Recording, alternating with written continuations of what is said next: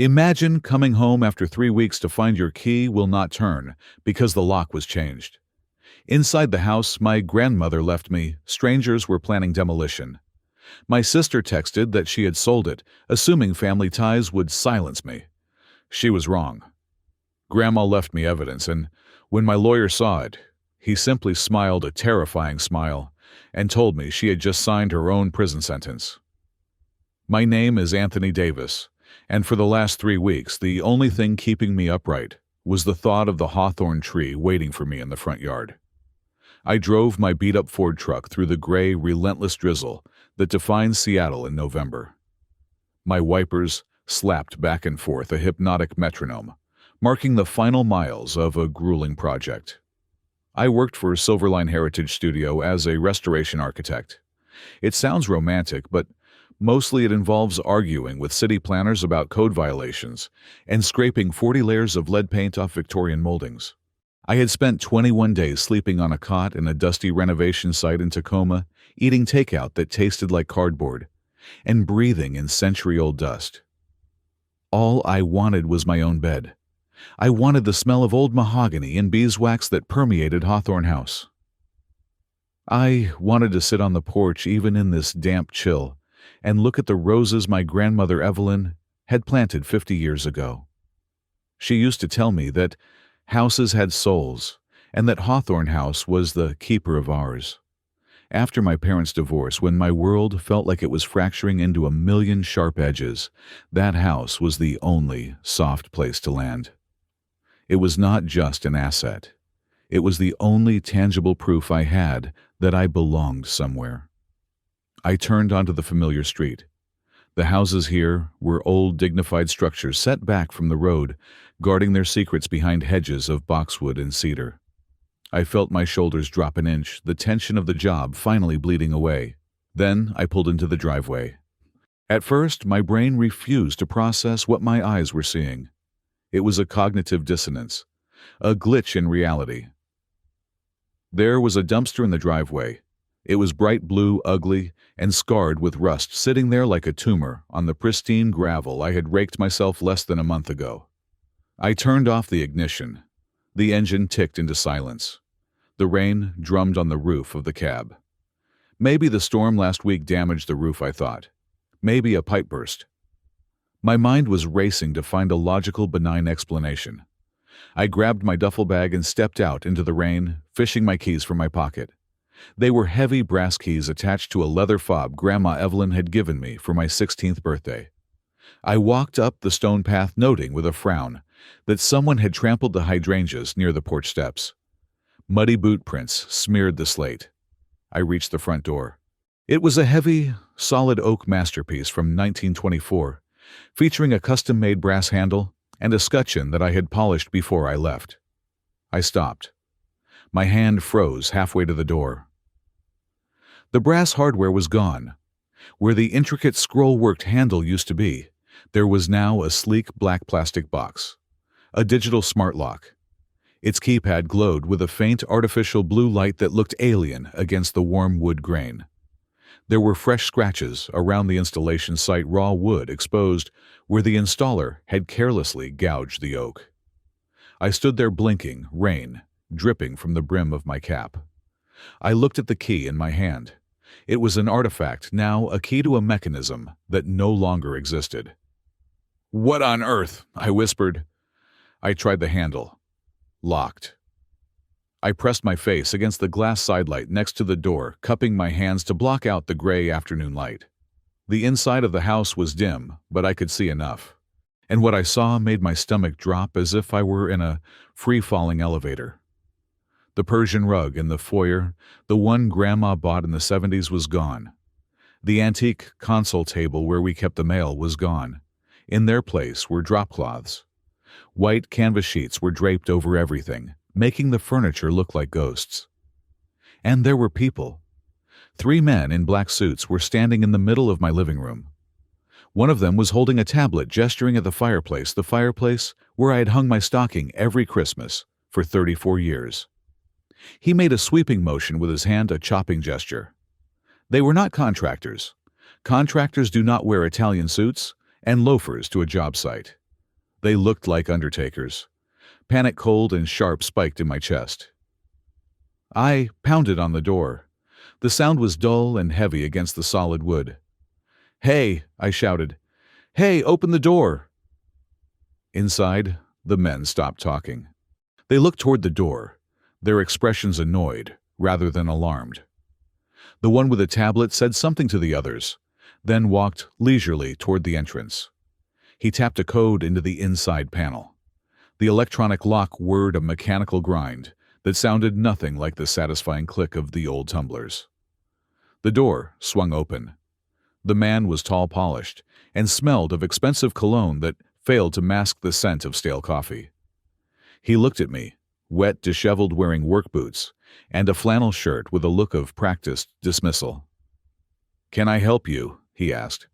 His tone suggested he was speaking to a door-to-door salesman he intended to turn away. "What are you doing in my house?" I demanded, trying to push past him. "Where is my lock? Who are you?"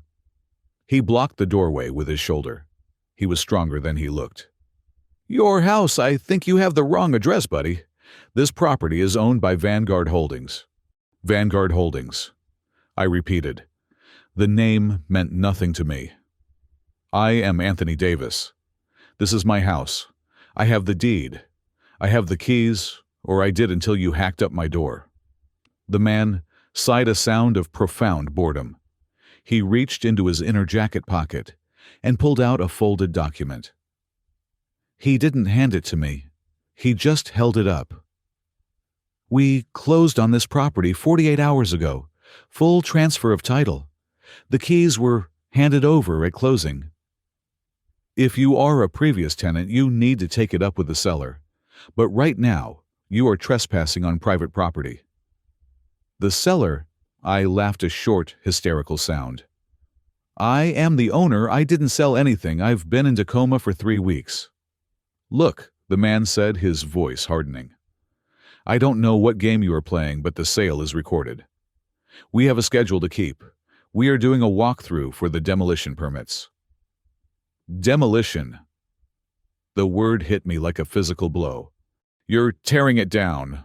The land is zoned for multi-unit density," he said, as if that explained everything. "Now, please leave, or I will have to call the police." He slammed the door in my face, the electronic lock engaged with a mocking beep. I stood there, staring at the black plastic box. My heart was hammering against my ribs so hard, I thought it might crack them. This was a nightmare. I was going to wake up in my cot in Tacoma any second now. My hand fumbled for my phone.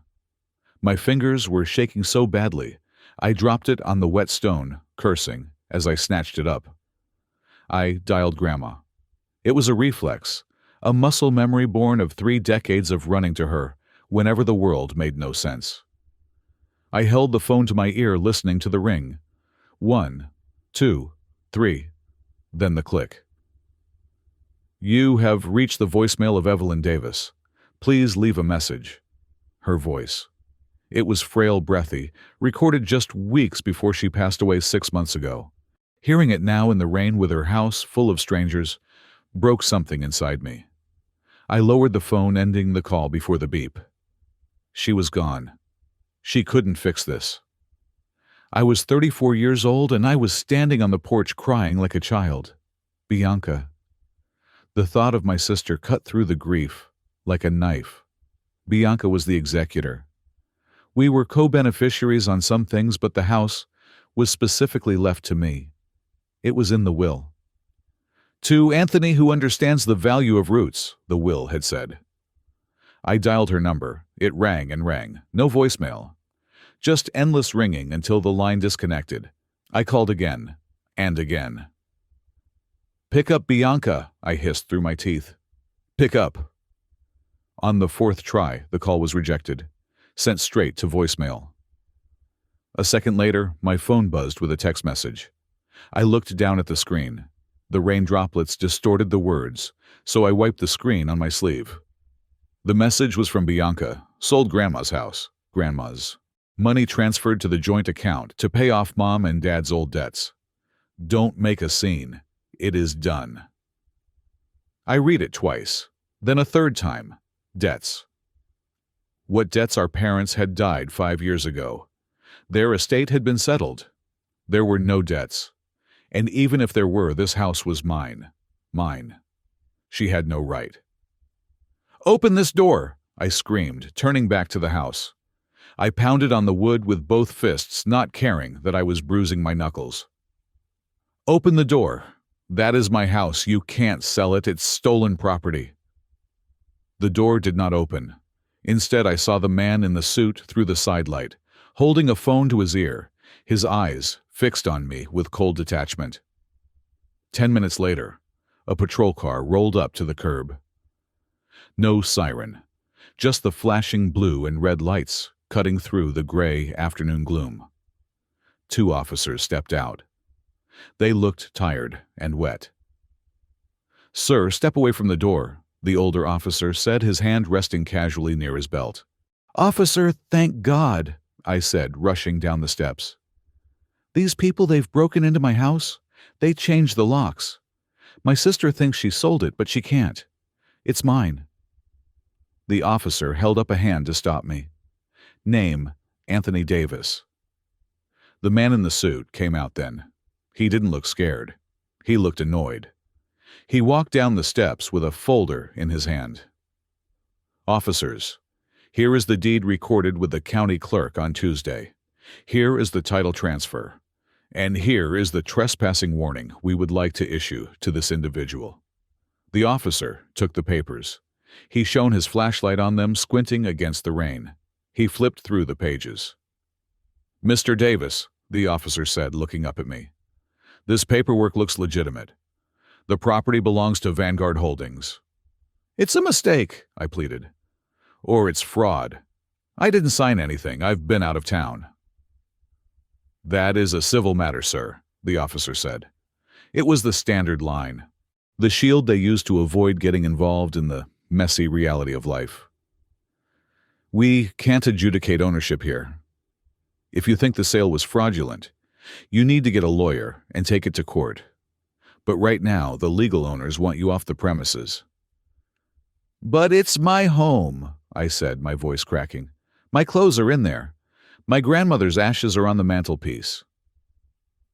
"We will have them bring your personal effects out to the curb," the suit-wearing man said smoothly. "But you cannot enter."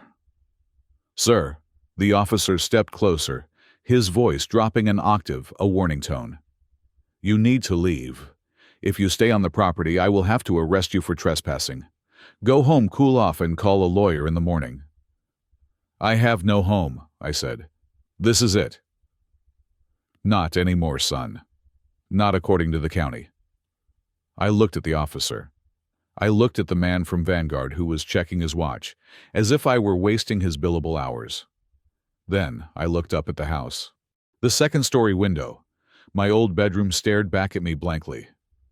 I realized then that screaming would do nothing. Fighting the police would only get me thrown in a cell, and then I would truly be powerless. "Fine," I said. The word tasted like ash. I walked back to my truck. I didn't get in. I just stood by the driver's side door watching. True to his word, the man had 2 workers bring out boxes. They weren't carefully packed. They were garbage bags and loose cardboard boxes, hastily shoved full of my life. They dumped them on the wet sidewalk. One bag split open, spilling my winter coats onto the muddy grass. I watched them. I watched the police get back in their car and drive away, satisfied that order had been restored. I watched the Vanguard men go back inside and lock the door with that soulless digital beep. I stood there for a long time. The rain soaked through my flannel shirt, chilling me to the bone, but I didn't feel the cold. I felt a strange, terrifying hollowness. I looked at the text message from Bianca again. "Don't make a scene." She thought I was the same little brother she used to boss around. She thought I was the soft-hearted architect who cried when they cut down a tree. She thought that because we shared blood, I would absorb this blow to protect the family name. I remembered the day Grandma Evelyn died. She had held my hand, her grip surprisingly strong for a dying woman. "Keep this place, Anthony," she had whispered. It is our history. It is the only thing that is real. Don't let them erase us. Bianca hadn't just sold a building. She had sold our history. She had sold my sanctuary for quick cash to cover a lie about dead parents. The sorrow that had been choking me began to recede. It was replaced by something else. It was a sensation I had never truly felt before, a cold, crystal-clear clarity. It was the feeling of a foundation settling, of concrete hardening. I wasn't going to make a scene. Not here. Not on the lawn for the neighbors to see. Scenes are for amateurs. Scenes are for people who are emotional and messy. I was going to be an architect. I was going to dismantle their little construction project. I was going to find every structural weakness, every cracked beam in their plan, and I was going to bring the whole thing down on top of their heads. I picked up the muddy bag containing my coats and tossed it into the bed of my truck. I wiped the rain from my face. My hand was steady now. I climbed into the truck and started the engine. I didn't look back at the house. I knew where I was going. I needed to see a man about a signature. I drove downtown with the kind of focus usually reserved for navigating a minefield. The wipers were still fighting the Seattle drizzle, but the rhythm no longer hypnotized me. It agitated me. Every sweep across the glass felt like a countdown. I did not go to a hotel. I did not go to a friend's couch to wallow in self-pity. I drove straight to the Skyline Tower on Fifth Avenue. It is a glass monolith that pierces the gray clouds, a symbol of corporate invincibility. On the 40th floor sat the offices of Thorne and Associates. Marcus Thorne and I had been roommates at the University of Washington. While I was obsessing over structural loads and Gothic revivalism, Marcus was memorizing the penal code and property law with a terrifying photographic memory. He was the kind of guy who played chess not to win, but to make his opponent cry. He was a shark in a three-piece suit, and for the first time in my life, I was glad he was on my side. I left my truck with the valet ignoring the man's curled lip as he took the keys to my mud-splattered Ford. I walked through the marble lobby, my work boots squeaking loudly on the polished floor. People in sharp business attire parted around me like a stream around a jagged rock. I caught my reflection in the elevator doors. I looked deranged. My hair was plastered to my forehead. My flannel shirt was soaked darker at the shoulders, and my eyes had the hollow, haunted look of a man who had seen a ghost. When I reached the reception desk on the 40th floor, the receptionist, a young woman with impeccable posture, reached for the security phone before I even opened my mouth. "I am here to see Marcus Thorne," I said. My voice was rough like gravel in a mixer. "Mr. Thorne is in a partner meeting," she said, her voice icy and professional. "Do you have an appointment?" "Tell him it is Anthony," I said. "Tell him the Hawthorne house is gone." She hesitated, looking at the dirt on my jacket. But something in my expression must have registered, perhaps the sheer raw desperation, because she picked up the phone. She whispered a few words, listened, and then her eyes widened. "Go right in, Mr. Davis," she said, her tone completely changed. The corner office. I walked down the hallway. It was silent up here, insulated from the city noise by triple-paned glass, and millions of dollars in revenue. Marcus was standing by the window when I entered. He turned around. He was wearing a charcoal suit that probably cost more than my truck. His office was a study in minimalism glass chrome, and a view of the Puget Sound that could make you forget you were human. "Tony," he said. He didn't ask how I was. He didn't comment on the mud I was tracking onto his white carpet. He walked over, grabbed my shoulder, and steered me toward one of the leather guest chairs. "Sit. The partners can wait. What happened?" I sat down, feeling the leather conform to my back. I took a breath, trying to steady the tremor in my hands. "I went home, Marcus. The locks are changed. Vanguard Holdings owns it. They are gutting it." Marcus didn't gasp. He didn't offer platitudes. He walked behind his desk, sat down, and woke up his computer with a single tap. Vanguard Holdings. He repeated, his fingers already flying across the keyboard. Victor Sterling's outfit. Predatory, aggressive, but usually legal. Usually. Bianca texted me, I said, the anger simmering in my gut again. She said she sold it. She said the money is in a joint account to pay off Mom and Dad's debts. Marcus paused, his hands hovering over the keys. He looked at me over the rim of his glasses. Your parents didn't have debts, Tony. I handled the estate probate myself 5 years ago. They died with a surplus. Small, but a surplus. I know, I said. That is why she is lying. And the house, Marcus asked, his eyes going back to the screen. Grandma Evelyn's will was specific bequest. To Anthony Davis. Fee simple, absolute. Bianca received the stocks and the cash. You got the real estate. Exactly, I said.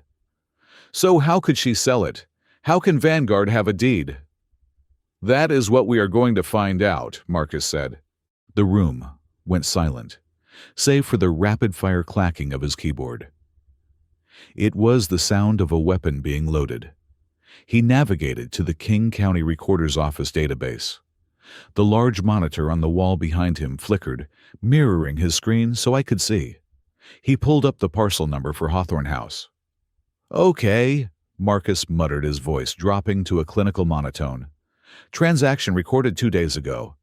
Grantor Anthony Davis. Grantee Vanguard Holdings, LLC. Sale price $2.5 million. 2.5, I choked out. The land alone is worth 3 in that neighborhood. A fire sale, Marcus noted. Quick cash. But here is the question, Tony. You didn't sign the deed. I was in Tacoma. I slammed my hand on the armrest. I was on a scaffold restoration for the last 3 weeks. I haven't signed anything since my timesheet on Friday. Then let us look at the instrument of conveyance, Marcus said. He clicked a file. A PDF document opened on the big screen. It was a statutory warranty deed. And there at the bottom was a signature. Anthony Davis. But below the signature line there was a small notation stamped in blue ink by Bianca Davis, attorney in fact. Attorney in fact, I read the words confused. What does that mean? It means she didn't forge your signature on the deed itself, Marcus explained, his eyes scanning the document with laser intensity. She signed as your agent.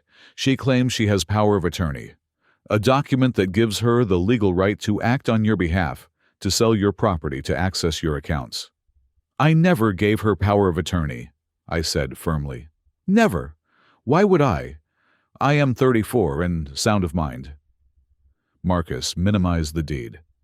Let us find the POA. It has to be recorded to be valid for a real estate transfer. He searched again.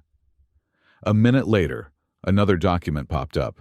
General Durable Power of Attorney. Dated 4 weeks ago. Look at this, Marcus pointed to the screen. It says you appeared before a notary public 4 weeks ago and granted Bianca full authority over your assets.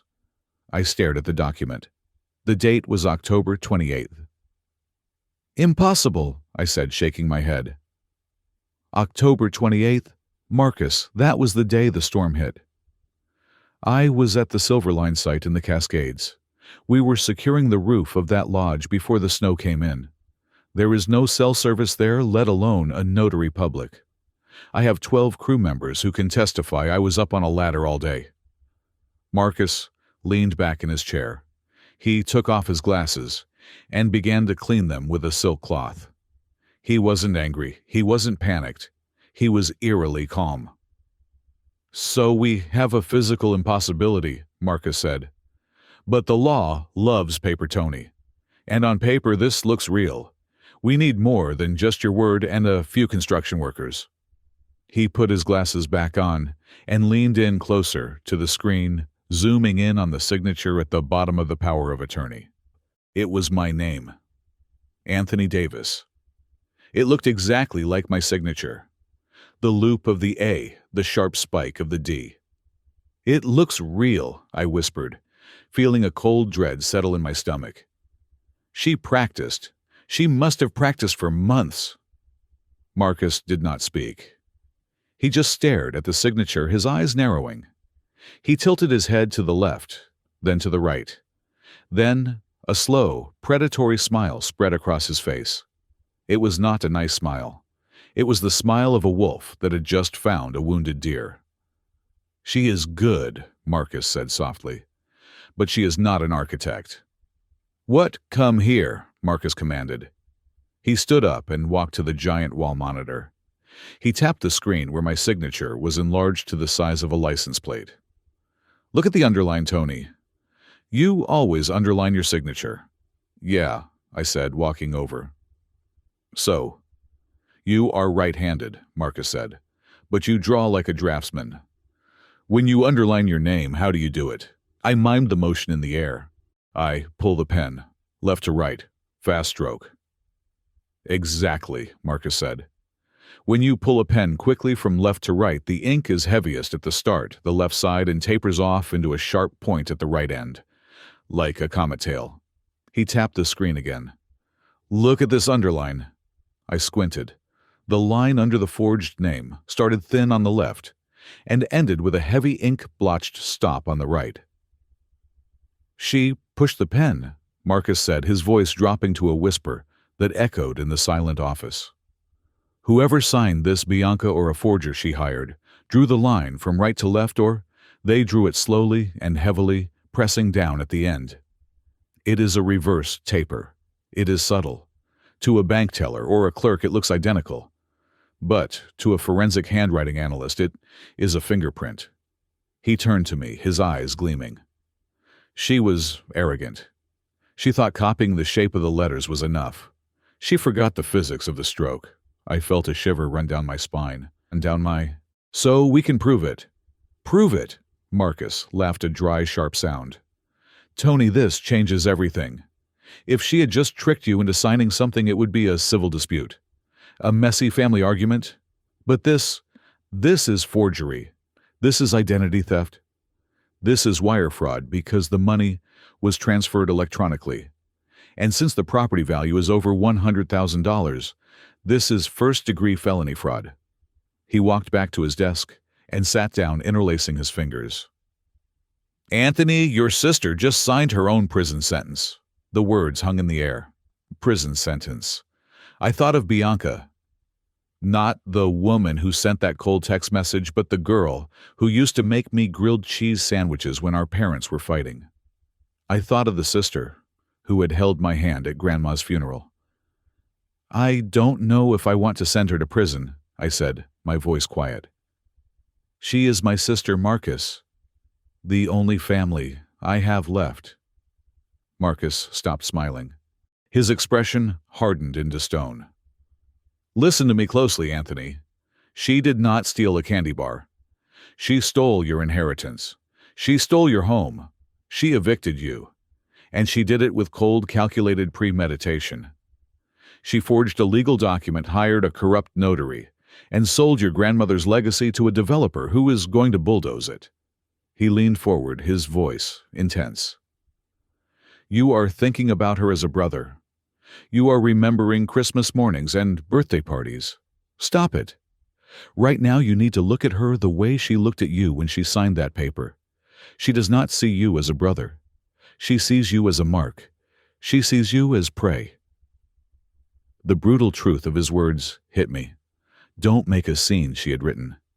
She wasn't afraid of hurting me. She was afraid of getting caught. "What do we do?" I asked. My voice was steadier now. The sentimentality was still there, aching like a bruise, but the architect in me was taking over. I needed a plan. "We don't sue yet," Marcus said, his mind already 3 steps ahead. "If we file a lawsuit today, she will destroy the money. She will hide it in offshore crypto accounts or burn it on debts we can't trace. And Vanguard will claim they are innocent buyers and speed up the demolition to destroy the evidence of the house itself. So we wait." "No," Marcus said. "We set a trap. We make them think they have gotten away with it. We make them feel safe. And while they are celebrating, we gather the evidence that links Vanguard to the fraud. Because I guarantee you, Bianca didn't pull this off alone. Vanguard moved too fast. They had the demolition crew ready in 48 hours. That takes weeks of permitting. They knew this was coming. He stood up and walked to the window, looking out at the city. We are going to verify the notary. We are going to find out where the money went. And when we have the entire chain of evidence, we are going to drop a hammer so heavy that Vanguard Holdings will feel the shockwave in New York. I stood up too. I felt tired, exhausted down to my marrow, but I also felt a strange surge of adrenaline. Okay, I said, do it. Initiate the investigation. Good, Marcus said, turning back to me. But I have one condition, I added. Marcus raised an eyebrow. Which is, I need to see her, I said. I need to look her in the eye. I need to hear her lie to my face. If I am going to destroy her life, Marcus, I need to be 100% sure there is nothing left of my sister in there. Marcus studied me for a long moment. He saw the pain, but he also saw the resolve. He nodded once. Go, he said, but do not tell her what we know. Let her think you are desperate. Let her think you are weak. The more arrogant she is, the more mistakes she will make. I can do that, I said. And Anthony, Marcus called out as I reached the door. I turned back. Get a receipt for the valet, he said, a faint smirk returning to his lips. We are going to bill that to her, too. The drive to Bianca's new apartment felt like a funeral procession of one. I navigated the wet streets of downtown Seattle, heading toward the Belltown district, a neighborhood of glass towers and overpriced coffee shops that smelled of roasted beans and pretension. As the windshield wipers slapped back and forth, my mind drifted back to a playground 24 years ago. I was 10 years old, small for my age, and cornered by two bullies near the slide.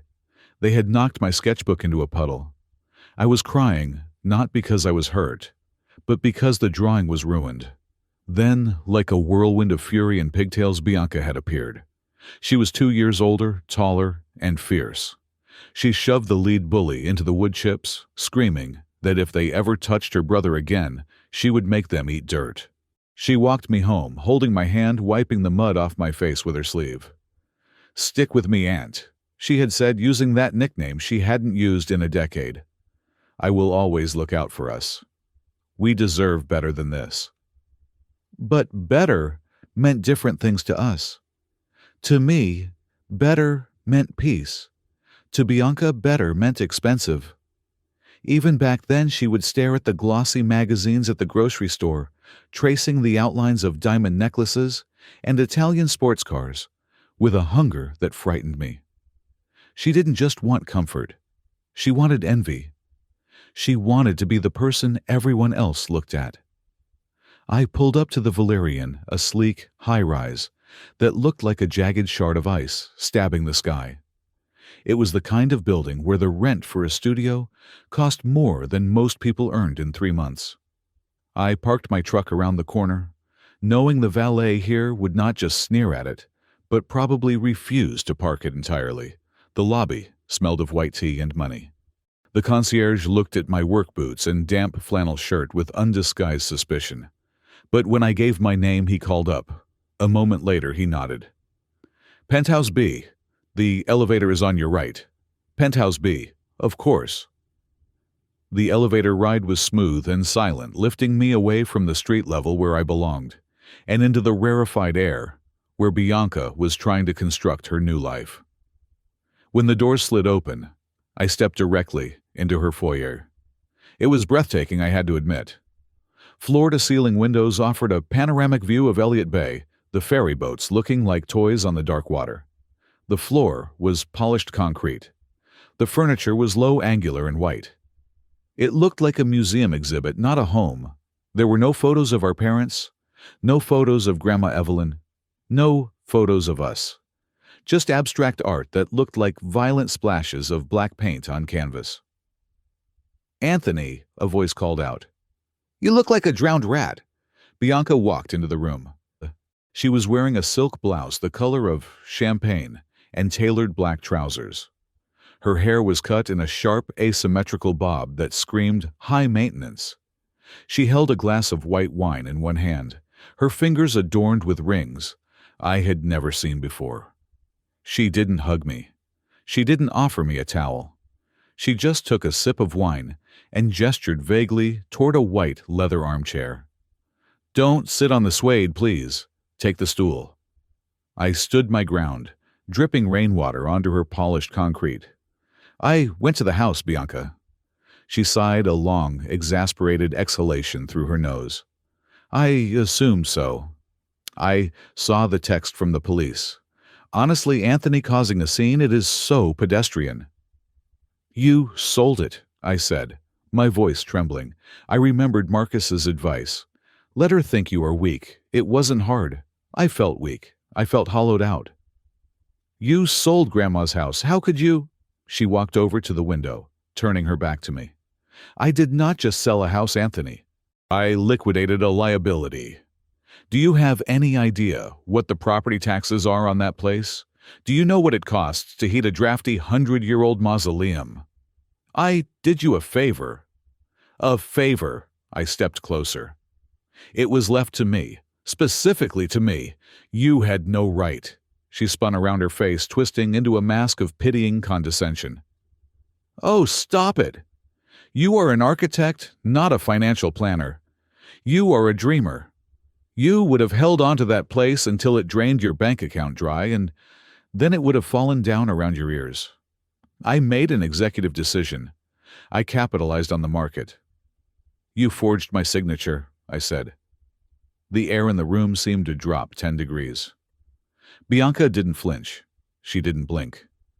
She took another slow sip of her wine, her eyes locking onto mine over the rim of the glass. "That is a very serious accusation," she said softly, "and completely delusional." "I saw the power of attorney," I said, letting a note of desperation bleed into my voice. "I saw the deed. I was in Tacoma, Bianca. I was on a roof in the middle of nowhere. I didn't sign those papers." She laughed. It was a light, tinkling sound that made my skin crawl. "Anthony, honey, you really need to cut back on the drinking. Don't you remember you came over here a month ago? You were upset about work, you had a few too many scotches, and we talked about how hard things were for you. You signed the papers right there on the kitchen island. You said, 'Bianca, take care of it. I can't handle the stress.'" I stared at her. My mouth fell open slightly. This was gaslighting, pure, unadulterated psychological warfare. She was rewriting reality standing there, with a smile trying to make me question my own sanity. If I hadn't seen the evidence with Marcus, if I hadn't seen the reverse ink stroke, I might have actually doubted myself. That is how good she was. "I didn't," I whispered, shaking my head. "I didn't do that." "You did," she said firmly. "And honestly, you should be thanking me. Vanguard Holdings paid top dollar. Do you know how hard it is to get that kind of liquidity in this economy?" "Grandma wanted the house to stay in the family," I said. "She made you promise." Bianca's face hardened. The mask slipped, revealing the resentment she had been carrying for years. Grandma was senile, Anthony. She was living in the past. She sat in that rotting house listening to old records, thinking the world hadn't changed since 1950. She didn't know the value of that land. Vanguard offered double the market assessment. Double. Do you think I was going to let her sentimental nonsense cost us millions of dollars? Us, I asked. You said the money went to pay Mom and Dad's debts. But there were no debts, Bianca. Marcus handled the estate. They were clean. Her eyes darted away for a fraction of a second. It was the first crack in her armor. She walked back to the kitchen island to refill her glass. There were private debts. Things Marcus didn't know about. Dad liked to gamble, remember? Dad played poker with the neighbors for nickels, I said. He didn't have secret debts. I looked around the apartment, taking in the designer furniture, the expensive art, the view. This isn't about Mom and Dad. This is about you. What is this place, Bianca? How are you paying for this? I am an entrepreneur. She snapped, her voice rising. I am investing, I have opportunities. Anthony, real opportunities to build generational wealth, not just hoard old bricks and dust. My eyes wandered to the marble countertop of the kitchen island. Amidst a stack of fashion magazines, there was a glossy brochure. The cover featured a golden coin with a lightning bolt symbol, and the words Velox coin, the future of finance. Next to it was a folder, a thick, beige file folder. I recognized the logo stamped on the corner instantly. A stylized V inside a circle, Vanguard Holdings. And written on the tab in sharp black marker was a name, Victor Sterling. You are working with them, I said, the realization landing with a thud. You didn't just sell to Vanguard. You knew them. You knew Victor Sterling. Bianca saw me looking at the folder. She moved quickly, placing her wine glass down on top of it, but it was too late. Victor is a visionary. He understands development. He understands that you have to destroy the old to build the new. You sold me out for a crypto scheme, I said, my voice flat. Velox coin. Seriously, you stole my house to buy into a pyramid scheme. It is not a scheme, she shrieked, her composure shattering. It is the future, and I am going to be rich. Anthony, richer than you can imagine. I am going to be someone in this city. She took a breath, smoothing down her silk blouse, trying to regain control. She looked at me with cold, dead eyes. Look, the money is gone. It is invested. It is locked up. Even if you sue, you won't get a dime. Vanguard has an army of lawyers. Victor Sterling crushes people like you for sport. Do you have $50,000 for a retainer? Do you have the stamina to fight a court battle for 5 years? No. You are a restoration architect. You fix old things. You don't fight wars. She walked to the door and held it open. Go home, Anthony, or wherever you are staying. Accept it. Move on. In a year, when I have tripled the investment, I will buy you a new house. A better one. One that doesn't smell like old lady. I looked at her.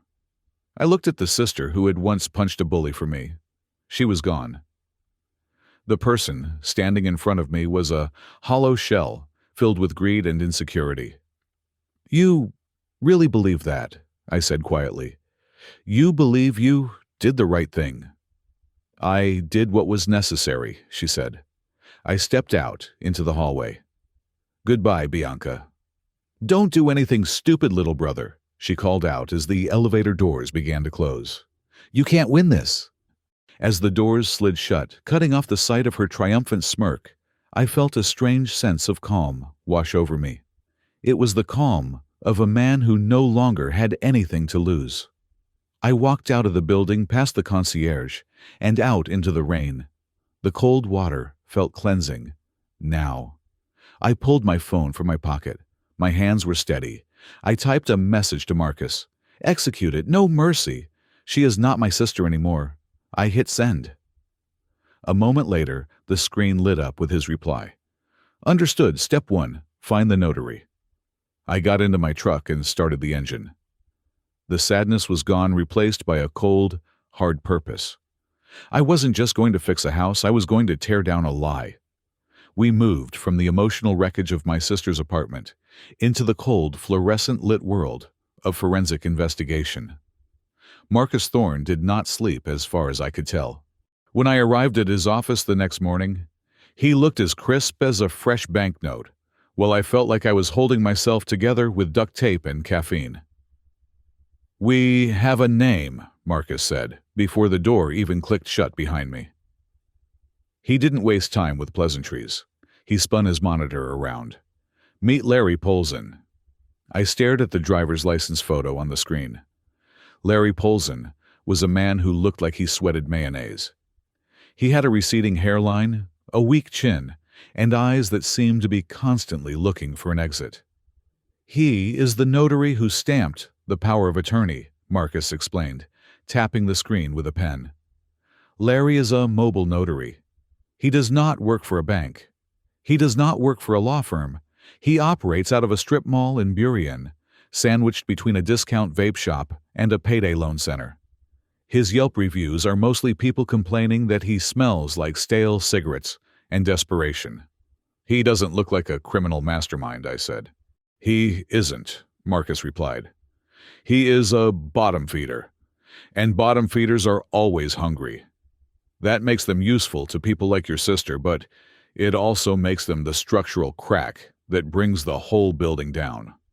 Marcus opened a manila folder on his desk. It contained photos taken from a telephoto lens. I had a private investigator on him starting at 8 yesterday morning. Look at this. He slid a photo across the desk. It showed Larry standing outside a motorcycle dealership, grinning like a schoolboy. He was straddling a sleek chrome and black machine that looked fast, just sitting still. That is a Triumph Rocket 3, Marcus said. Retail price is roughly $25,000. Larry bought it yesterday afternoon. Maybe he saved up, I suggested, though I didn't believe it. He paid in cash, Marcus said, his voice dropping to a satisfied purr. $25,000 in $100 bills. The dealership had to file an IRS form because the cash transaction was over $10,000. My investigator has a contact in their finance department. Larry told the salesman he came into a little inheritance, but Larry's parents have been dead for a decade. I felt a surge of anger mixed with disgust. So my house bought him a motorcycle. Your house bought his silence, Marcus corrected. Larry is the pivot point, Anthony. Bianca needed a notary to validate the fake signature. She couldn't go to a reputable firm because they would ask for ID, they would check your thumbprint, they would follow protocol. So she found Larry. She probably gave him $5 or $10,000 to look the other way and stamp a piece of paper without you being present. He gets a bike. She gets a $2 million windfall. It is a transaction of greed. We can nail him, I said, leaning forward.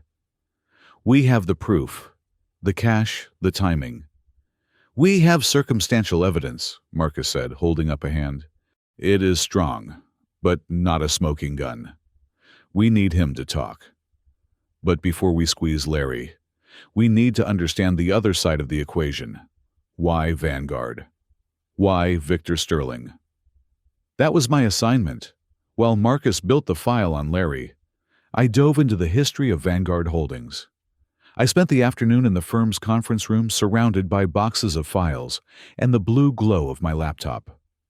Victor Sterling was not just a developer. He was a land predator.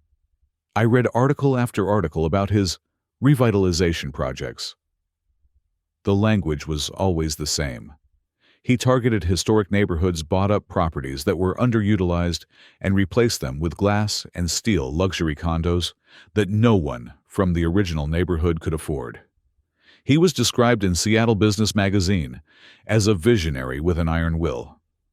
But as I dug deeper, I found something that made my blood run cold. I was searching through the digital archives of the city's planning commission, looking for permit applications related to Hawthorne House. I found a rejected application from 2 years ago. It was a proposal for a zoning variance. Vanguard Holdings had applied to build a 12-story mixed-use complex on the corner where my grandmother's house stood. The application had been denied because the lot was not for sale. I frowned and opened my own cloud storage. I kept digital copies of all Grandma Evelyn's correspondence because her eyesight had failed in her final years, and I helped her manage her mail. I searched for Sterling. There it was, an email chain from 2 years ago. Subject purchase offer, 442 Hawthorne Lane. I opened it. It was a direct email from Victor Sterling's executive assistant to my grandmother. They had offered her $1.2 million. Grandma's reply was dictated to me. I remembered typing it now. Mr. Sterling, my home is not inventory. It is my life. Please do not contact me again, Victor had replied personally. Mrs. Davis, everything has a price. Time is not on your side. We will be here when you are ready. He was stalking her, I whispered to the empty room. I pieced it together. Victor Sterling had wanted that corner lot for years. It was the linchpin for a larger development. He had waited for her to die. And when the house went to me, the architect who loved history, he knew he couldn't buy it. So he found the weak link. He found Bianca. It was a conspiracy. Bianca supplied the access. Larry supplied the legitimacy. And Victor supplied the money. I needed to see it. I needed to see what they were doing to the prize they had stolen. I drove to the house that night. It was past midnight and the rain had stopped, leaving the air heavy and cold. I parked 2 blocks away to avoid drawing attention and walked the rest of the way. The streetlights cast long, eerie shadows on the wet pavement. When I turned the corner, I stopped dead. They had put up a fence. A 6-foot chain-link fence surrounded the perimeter of the property. Green privacy mesh covered the wire, so you couldn't see clearly inside, but there were gaps. A large sign, zip-tied to the fence, read, "Property of Vanguard Holdings. No trespassing. Demolition site. Demolition site." The words burned into my retinas. I walked up to the fence, gripping the cold metal wire with my fingers. I peered through a gap in the mesh. The yard was a wreck. The flower beds were trampled into mud. The stone path was cracked where heavy machinery had rolled over it. But what broke me was the tree. The great oak tree in the center of the yard, the one that had stood there since 1920, had a mark on it. A bright, violent red X spray-painted onto its rough bark. It was a death mark. They were going to cut it down. I felt a physical pain in my chest, a tightness that made it hard to breathe. That tree was where I had built my first treehouse. It was where Grandma sat in the summer to read. It was a living thing, and to them it was just an obstacle to be removed. I stood there for a long time, the silence of the night amplified by the thumping of my own heart. I wanted to tear the fence down with my bare hands. I wanted to scream. Then my phone buzzed in my pocket. The sudden vibration made me jump. I pulled it out. The screen was bright in the darkness. Unknown caller. I hesitated. It was 1 o'clock in the morning. Who would be calling now? I swiped to answer. "Hello.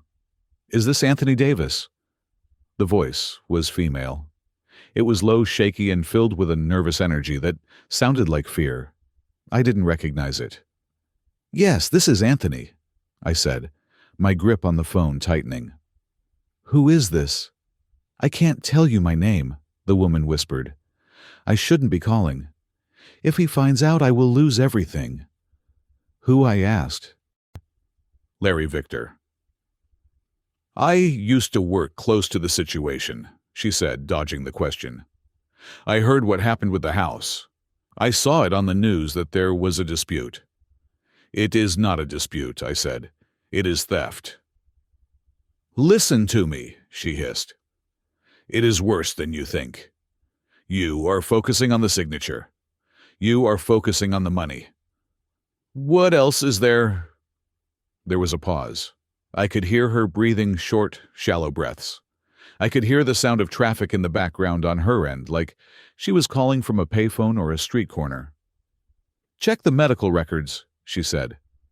Her voice trembled so hard, the words almost broke apart. "Check your grandmother's charts from the last month. The nursing home." "What do you mean?" I asked, a cold dread seeping into my bones that had nothing to do with the night air. "Grandma died of heart failure. It was natural." "Was it?" she asked. "Bianca was there every day that last week. And she wasn't alone.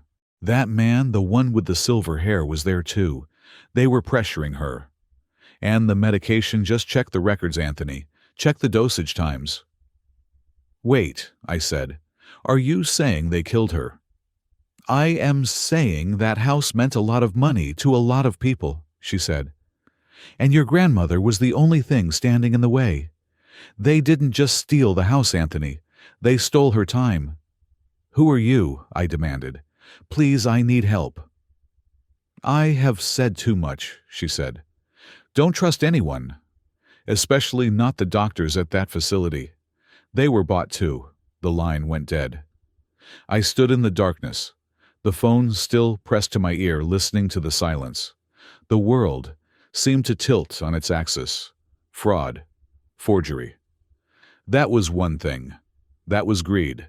But this, if what she said was true, this was murder. Or at least manslaughter. They had hastened her death. They had bullied a dying woman and possibly messed with her care to get their hands on the property sooner. I looked at the house again. It didn't just look like a stolen asset anymore. It looked like a crime scene. I ran back to my truck. I drove to Marcus's apartment this time, ignoring the late hour. I buzzed his intercom until he answered. When I got up to his floor, he was wearing a silk robe, looking awake and alert. He took one look at my face and poured me a glass of whiskey. I told him everything. The fence, the red X, the phone call. Marcus listened without interrupting. He sat in his armchair, swirling the amber liquid in his glass. When I finished, he didn't look shocked. He looked grim. This complicates things, Marcus said quietly. If we accuse them of murder without hard proof, they will sue us for defamation and bury us. We will look like conspiracy theorists. We can't just let them get away with it, I shouted. If they hurt her... We won't, Marcus said sharply. But we have to be surgical. We can't just charge in with a lawsuit tomorrow. If we file now, Victor will shred every document, delete every email, and pay off every nurse in that facility. The evidence will vanish. So what do we do? Marcus stood up and walked to the window, looking out at the city lights. We change tactics, he said. We don't sue. Not yet. We spook them. We make them believe we know more than we actually do. We make them paranoid. When people like Victor and Bianca get scared, they get sloppy. They start making phone calls they shouldn't make. They start moving money. They start turning on each other. He turned back to me, his eyes cold and hard. We are going to play a game, Anthony. We are going to let them think they have won, and then we are going to start haunting them. We will send a signal that shakes the ground under their feet. And the first person we are going to shake is the weakest link. Larry, I said. Larry, Marcus agreed. Tomorrow Larry is going to have a very bad day. The letter Marcus Thorne sent was not a lawsuit. It was a ghost story written on legal stationery. We sat in his office as his paralegal sealed the envelope. It was a formal notice of spoliation and demand for preservation of evidence. To a layman, it looked like standard legal jargon. To a lawyer, it was a warning shot across the bow. But Marcus had inserted a paragraph that was designed specifically to trigger paranoia. The paragraph read, please, preserve all digital and physical records from October 28th, including but not limited to security footage, GPS data, and metadata that may contradict the sworn affidavits regarding the location of Mr. Davis. We are currently processing cloud-based video evidence from that date that will be submitted to the court. It was a bluff, a beautiful, calculated lie.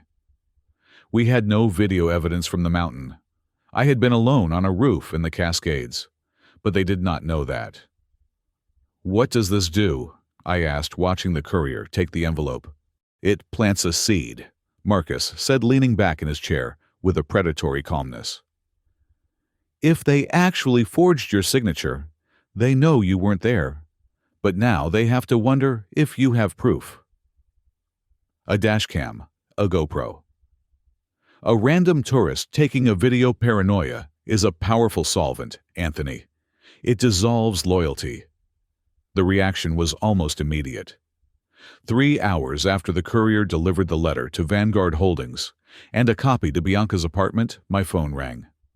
I was sitting in a diner near Marcus's office, nursing a black coffee and staring at the rain streaking the window. I looked at the screen, Bianca. I put on my headphones, plugged them into the phone, and tapped the record button on my screen before answering. Hello, Bianca, I said.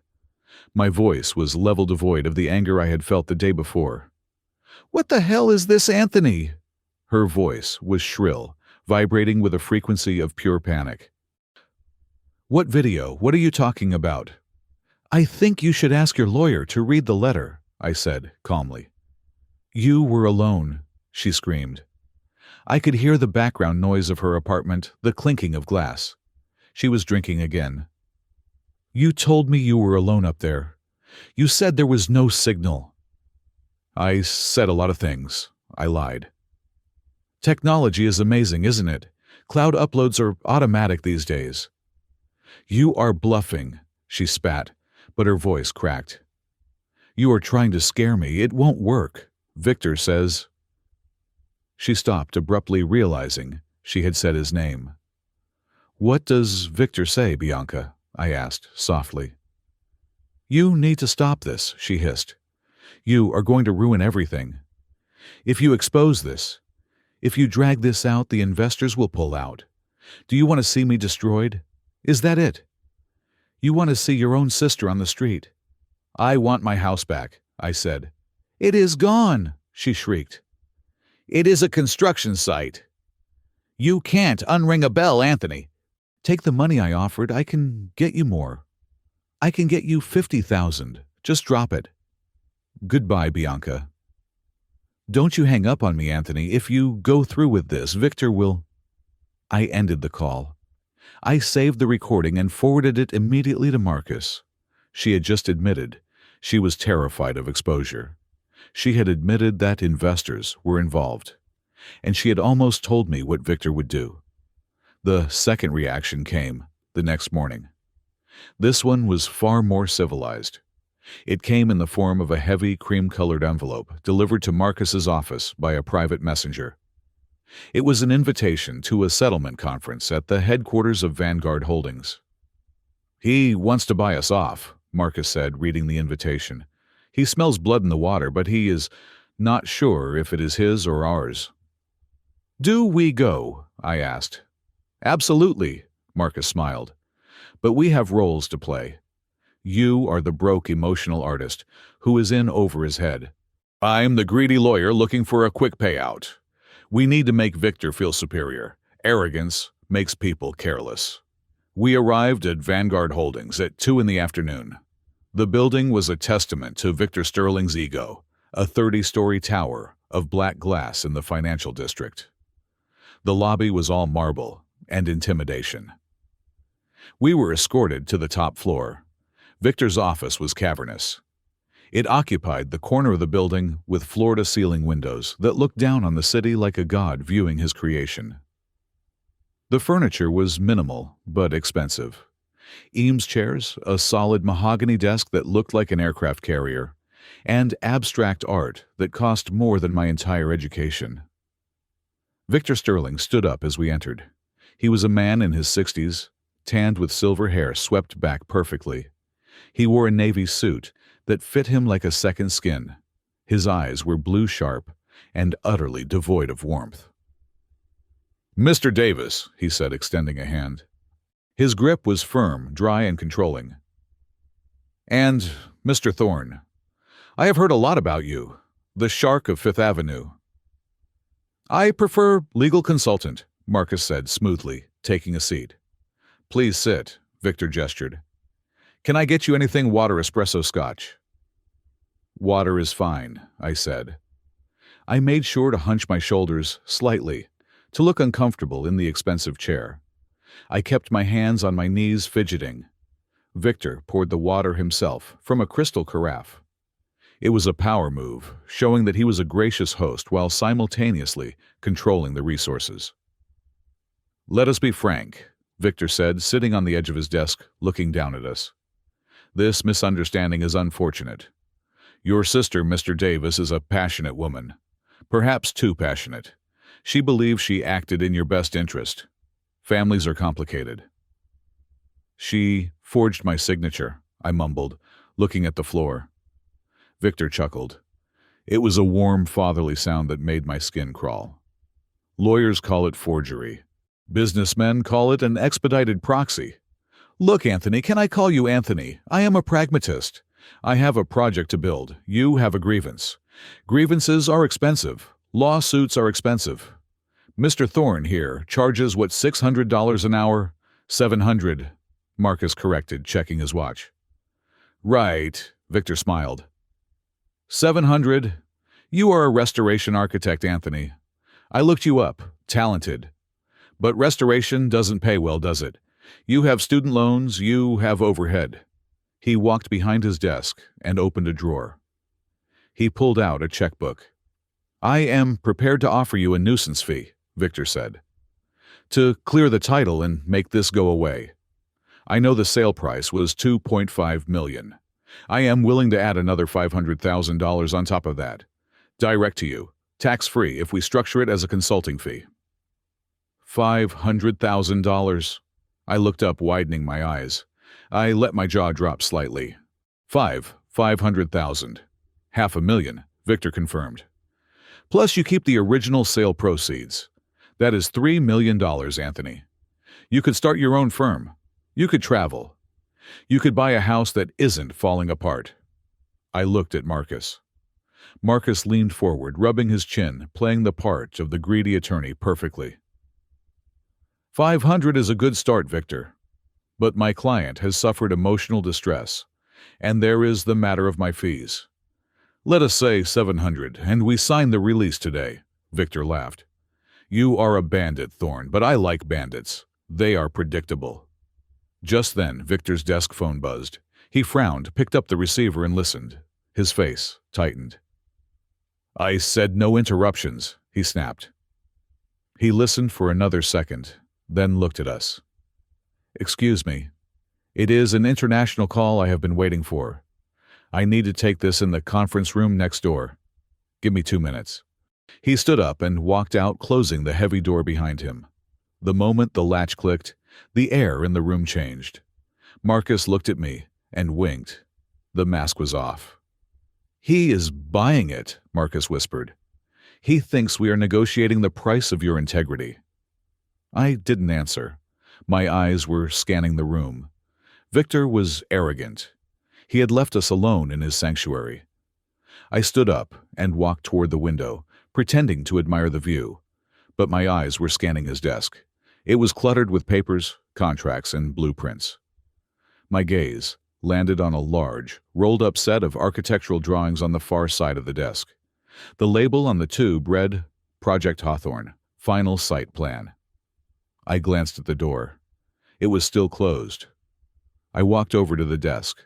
My heart was hammering against my ribs. I reached out and unrolled the edge of the blueprints, just enough to see the title block in the bottom right corner. It was a detailed rendering of a 12-story luxury apartment complex. I recognized the footprint. It was my grandmother's lot. The drawing showed the removal of the oak tree, the excavation of the basement, the exact elevation. But it was the date that stopped my heart. Draft date. November 15th, 2024. I did the math in my head. Grandma died in May of 2025. This blueprint was drawn 6 months before she died. I felt a wave of nausea. This wasn't just a reaction to an opportunity. They hadn't just bought the house after she died and decided to develop it. They had planned this building while she was still alive. They had spent tens of thousands of dollars on architects and engineers to design a building on land they did not own yet. That meant they knew they were going to get it. They knew she was going to die. Or they knew they were going to make sure she died. Anthony, Marcus hissed. He is coming back. I let the blueprint snap back into a roll and stepped away from the desk just as the door handle turned. Victor walked back in, looking slightly flushed. He adjusted his tie and smiled. Apologies. Tokyo never sleeps. Now where were we? 700,000. That is steep, Thorne. Let us settle on 600,000 and call it a day. He sat down and uncapped a fountain pen. He began to write on the check. $600,000, Victor said, tearing the check from the book. He slid it across the mahogany surface toward me. Start a new life, Anthony. Forget about the old house. It was just wood and stone. I looked at the check. It was more money than I had ever seen in one place. It was freedom. It was easy. I looked at Victor. I saw the way he looked at me like I was a bug he was paying to fly away. I thought of the blueprint, I thought of Grandma Evelyn sitting in her chair listening to her records, unaware that this man had already drawn a tombstone for her home while she was still breathing in it. I reached out and picked up the check. Victor smiled. Smart man. I held the check up to the light. You know, I said, my voice steady and cold. My grandmother used to talk about men like you. She worked in the shipyards during the war. She knew how to spot a hustler. Victor's smile faltered slightly. Is that so? She told me once. I continued placing the check back on the desk and sliding it toward him. She said, Anthony, beware of men who smile with their mouths, but not their eyes. They are vultures. They circle you while you are still alive, waiting for you to stumble. The room went deadly silent. The hum of the air conditioning seemed to vanish. I saw the blueprints, Victor, I said softly. November 2024. You designed the building 6 months before she died. You didn't just buy a stolen house. You were planning this while she was still sitting in her living room. Victor's face changed. The charm evaporated instantly, replaced by a look of pure, unadulterated menace. His eyes narrowed into slits. You are treading on dangerous ground, boy, he said, his voice a low growl. You think because you found a date on a piece of paper, you have leverage. I own this city. I have judges on my golf team. I have councilmen on my payroll. He stood up, leaning over the desk. You take that check or I will bury you. I will tie you up in litigation for 10 years. I will drain every penny you have. I will make sure you never work as an architect in this state again. I will crush you. Marcus stood up. He didn't look intimidated. He looked delighted. Threatening a witness, Marcus noted dryly. And attempting to bribe a plaintiff. I think we are done here. Get out, Victor whispered. Get out before I have security throw you out. We are leaving, I said. I looked Victor dead in the eye. But I am not keeping the money. I am keeping the house. And Victor, you should call your architect. Tell him to stop drawing. He is wasting his time. I turned and walked to the door. Marcus followed me. As we walked down the hallway to the elevator, my legs felt like jelly, but my head was clear. You did good, Marcus said quietly as the elevator doors closed, cutting off the view of the receptionist. He lost his temper. He confirmed the timeline. He knew, I said, leaning against the elevator wall. He knew she was going to die. Yes, Marcus said. And now we know that he is not just an investor. He is a conspirator. The trap is set, Anthony. Now we just have to wait for the rat to run into it. Larry, I said. Larry, Marcus nodded. It is time to pay a visit to our motorcycle enthusiast. The drive to the Cedar Haven assisted living facility was the longest 40 minutes of my life. The anonymous tip had given me a direction, but my own guilt was providing the fuel. I had spent the last 6 months of my grandmother's life burying myself in work, telling myself that paying for this expensive facility was the best way to love her. I told myself she was safe here. I told myself that professional care was better than my clumsy attempts to nurse her at home. I was wrong. I parked my truck in the visitor lot. The building was a low, sprawling structure designed to look like a lodge, but it smelled of antiseptic and floor wax. The smell of waiting for the end. I walked to the front desk. I am here to see the head nurse, I said. My name is Anthony Davis. My grandmother, Evelyn Davis, passed away here in May. The receptionist looked up, startled by my intensity, but before she could answer, a woman in blue scrubs walked out from the administrative office. She was in her 50s with kind eyes surrounded by tired lines. Mr. Davis, she said softly, I wondered if you would ever come back. Her name was Sarah Miller. She had been the one who called me the night Grandma died. She led me into a small private family room, away from the prying eyes of the other residents. I got a call, I said, my voice tight. Someone told me that my grandmother's death wasn't peaceful. Someone told me to check the records. Sarah sighed, clasping her hands on the table. She looked terrified, but underneath the fear, there was a simmering anger. I cannot show you the medical charts, Anthony. That is a violation of a HIPAA, and the administrators would fire me. They have already threatened the staff. Threatened you? I asked. Who? Management, she whispered. And the man who used to come here with your sister. Victor Sterling, I said. Sarah nodded. He didn't give a name, but he had silver hair and eyes like ice. He and your sister started coming 3 times a week in April. It wasn't a visit. It was an interrogation. I felt the blood drain from my face. What do you mean? They would close the door, Sarah said, her voice trembling. We could hear shouting. Mostly your sister. She would scream at Evelyn. She would tell her she was being stubborn, that she was ruining everyone's future.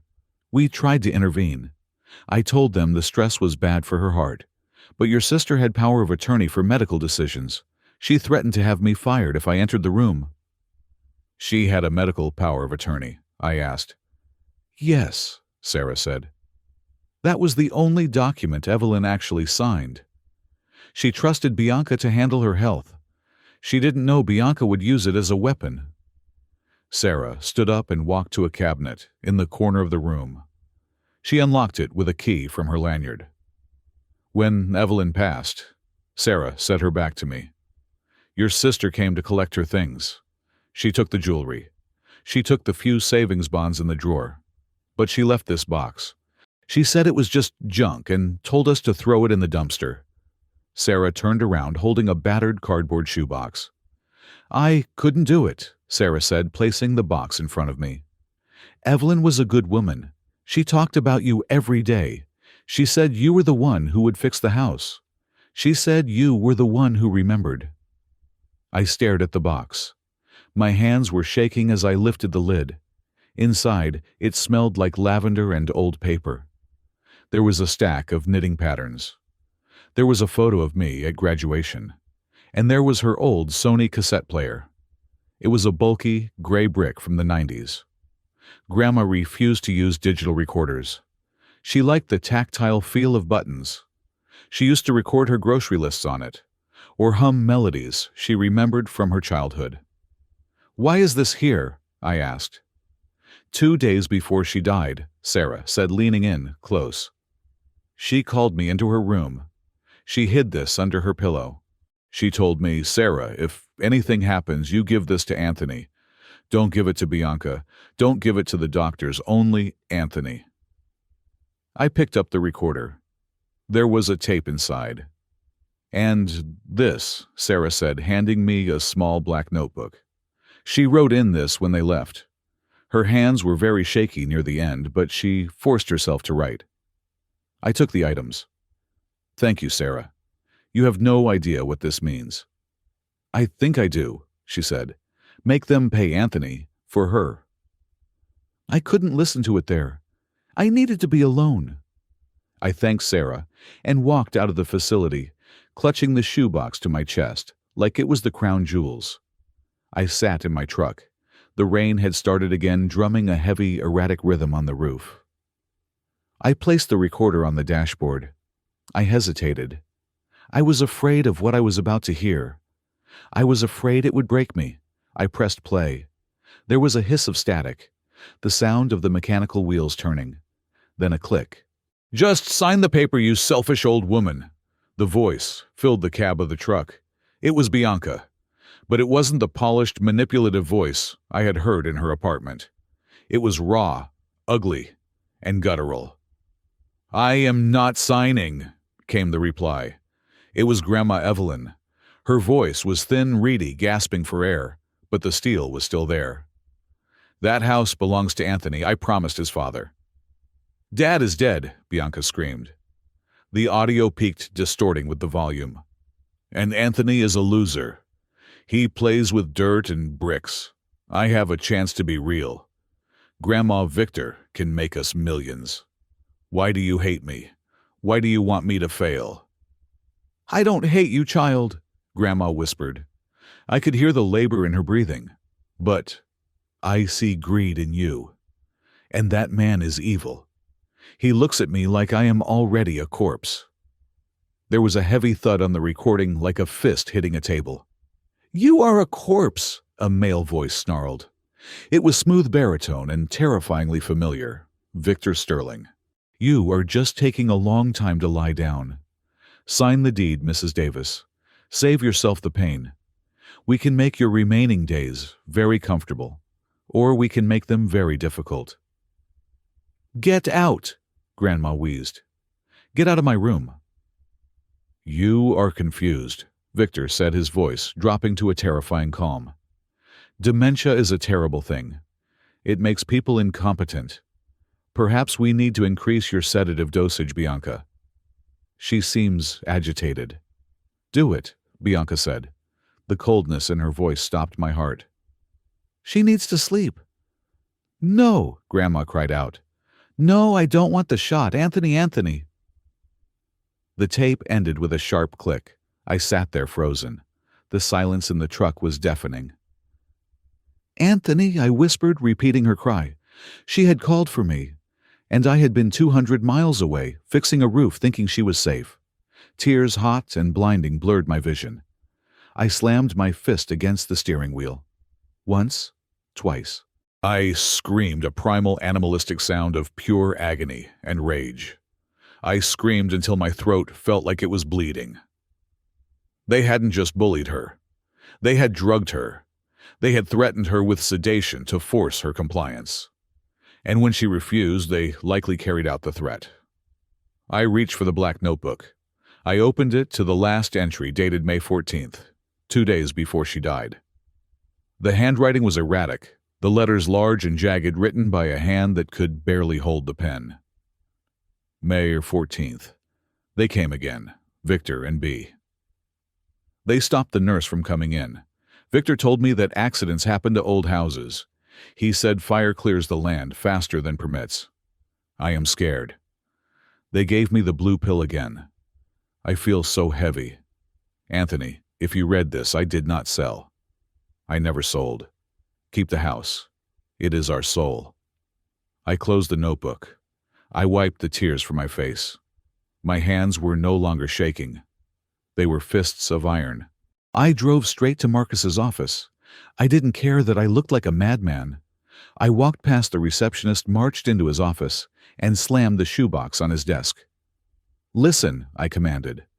Marcus looked up, startled. He saw the look in my eyes, a look that said, I was beyond reasoning. He didn't ask questions. He pressed play on the recorder. He listened to the whole thing. He listened to Bianca's screaming. He listened to Victor's threat about the sedation. He listened to Grandma calling my name. When the tape clicked off, the room was silent. Marcus stood up.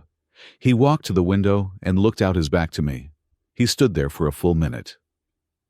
When he turned around, his face had changed. The smirk was gone. The shark demeanor was gone. In its place was a cold, righteous fury that was far more terrifying. "This changes the venue," Marcus said, his voice low and deadly. "This is no longer a civil dispute over property rights. This is elder abuse. This is extortion. This is conspiracy to commit bodily harm." He walked back to his desk and picked up the tape.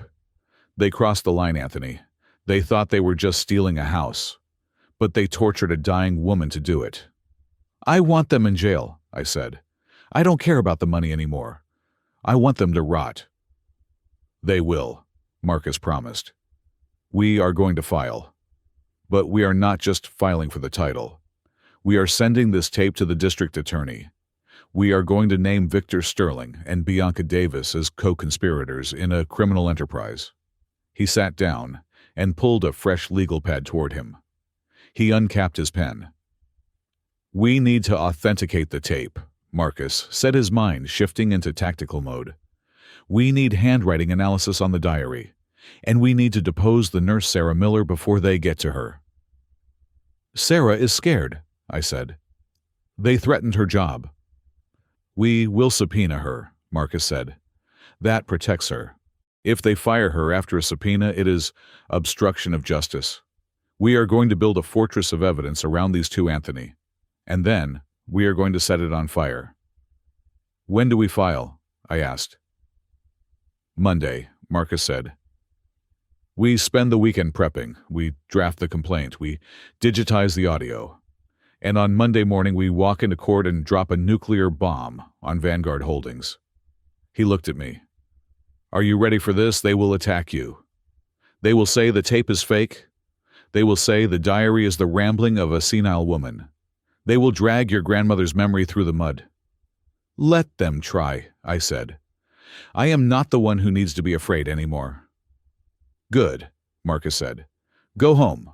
Get some sleep. Monday, we go to war." I took the box and left the office. The rain had stopped. The city lights were reflecting on the wet pavement, looking like shattered glass. I felt a strange sense of peace. It wasn't happiness. It was the clarity of the mission. I had failed to protect her when she was alive. I would not fail her now. I drove home, the cassette tape sitting on the seat beside me. It was a small plastic rectangle, but it weighed more than the entire skyscraper Victor Sterling worked in. And I knew with absolute certainty that it was going to crush him. Monday morning hit Seattle like a thunderclap. The rain had cleared, leaving the sky a bruised purple, but the storm inside the King County Courthouse was just beginning. I sat in the gallery watching Marcus Thorne operate. He did not look like a man filing paperwork. He looked like a general ordering an airstrike. At 9 o'clock, sharp, Marcus filed a civil complaint against Vanguard Holdings, Victor Sterling, and Bianca Davis. The charges were a laundry list of white-collar nightmares, fraud, forgery, elder abuse, conspiracy, and intentional infliction of emotional distress. At 9:15, he filed an emergency motion for a temporary restraining order and a lis pendens on the Hawthorne property. This legal notice effectively flagged the title, screaming to the world that this property was in dispute. It turned the land into radioactive waste for any potential investors or lenders. By 10 o'clock, the judge, having reviewed the affidavit regarding the potential destruction of evidence, specifically the demolition of the house, signed the order. I drove past the house at noon. For the first time in days, the roar of the excavators was gone. The site was silent. The heavy machinery sat idle in the mud like yellow dinosaurs frozen in an ice age. A sheriff's deputy was taping a bright orange stop-work order to the chain-link fence. I rolled down my window and took a deep breath. The air smelled of wet earth and victory. But I knew this was just the opening skirmish. The fallout was immediate and brutal. Marcus had not just filed a suit. He had tipped off the press. He knew that Victor Sterling hated bad publicity more than he hated losing money. By Tuesday, the story had leaked to the local blogs. Historic home dispute turns ugly elder abuse, alleged in Vanguard deal. Bianca was the first casualty.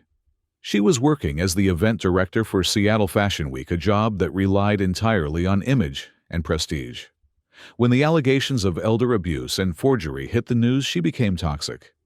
I heard about it from a mutual acquaintance. Security had escorted Bianca out of her office on Tuesday afternoon. They didn't even let her pack her personal items. They just handed her a box in the lobby and took her badge. The pristine, high-status world she had sacrificed our family to enter had chewed her up and spit her out in less than 24 hours. But Victor Sterling was a different animal. He didn't break. He attacked. On Wednesday morning, I woke up to find my face on the front page of the Seattle Times Metro section. The headline read, "The Greed of the Grandson. How a Family Feud Threatens Urban Renewal." Victor's PR machine was working overtime. The article quoted sources close to the family who claimed that I was an absentee grandson who had abandoned his dying grandmother, only to swoop in after her death to extort money from the legitimate buyers. They painted me as a failed architect, looking for a payday, holding up a project that would bring much-needed housing to the city. I sat in my truck reading the lies, my hands shaking with rage. They claimed I had demanded $1 million in hush money. They turned my refusal of his bribe into an extortion attempt. "Don't read it," Marcus said, when I called him, his voice calm over the speakerphone. "This is what bullies do. They punch you in the nose and scream that you attacked them." "People believe this," I said, watching the comments section on the article fill up with venom. Strangers were calling me a parasite. "Then let us give them something else to believe," Marcus said. "It is time to release the audio." "The whole tape." "No," Marcus said. "Just the snippet. The 30 seconds where she refuses to sign and your sister screams at her. We need to control the narrative, Anthony. The public doesn't read court filings. They listen to sound bites." We posted the clip on a faceless Justice for Evelyn social media account that afternoon. We didn't add any commentary. We just captioned it, "This is how they treat the elderly when they want their land." It went viral in 3 hours. There is a specific kind of rage that the internet reserves for people who mistreat grandmothers. The sound of Bianca's voice screaming, "Just sign the paper, you selfish old woman," followed by Grandma's frail refusal, ignited a firestorm. The comments section on the news article flipped instantly. The greedy grandson narrative evaporated. Now people were doxing Vanguard Holdings. They were leaving 1-star reviews on every business Victor owned. The hashtag Justice for Evelyn started trending in Seattle. And then the first domino fell. Larry Polson, the notary with a new motorcycle, was picked up by detectives on Thursday. Marcus had sent the handwriting analysis and the proof of the cash purchase of the bike to the district attorney's fraud division. Larry was not a hardened criminal. He was a guy who stamped papers in a strip mall. When the detectives put him in an interrogation room and mentioned the words felony conspiracy and 15 years, Larry didn't just sing. He composed an opera. According to Marcus's source at the precinct, Larry was hyperventilating so hard they had to give him a paper bag. He admitted everything. He admitted Bianca paid him $5,000 cash. He admitted Victor Sterling's assistant had arranged the meeting. He admitted I was never in his office. He was trying to cut a deal to keep his license, but he had already given us everything we needed to bury them. I was feeling a grim sense of satisfaction when I got home that evening to my temporary rental apartment. It was a small studio I had leased after being locked out of the house. I was unlocking the door when I heard a sound behind me, a sob. I turned around. Bianca was sitting on the steps of the hallway, huddled in a trench coat that looked like she had slept in it. Her hair was unwashed, pulled back in a messy knot. Her eyes were red-rimmed and swollen. She looked small. For the first time in my life, she didn't look like the older sister. She looked like a frightened child. "Anthony," she whispered, standing up shakily. I didn't invite her in. I stood in the doorway, my hand on the knob. "What do you want, Bianca?" "You have to stop it," she said, her voice cracking.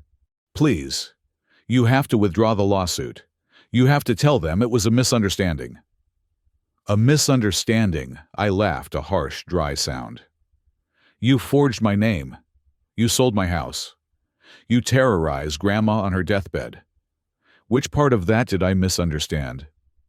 She took a step forward, grabbing my arm. Her grip was desperate. "You don't understand. It wasn't just about the money for the lifestyle.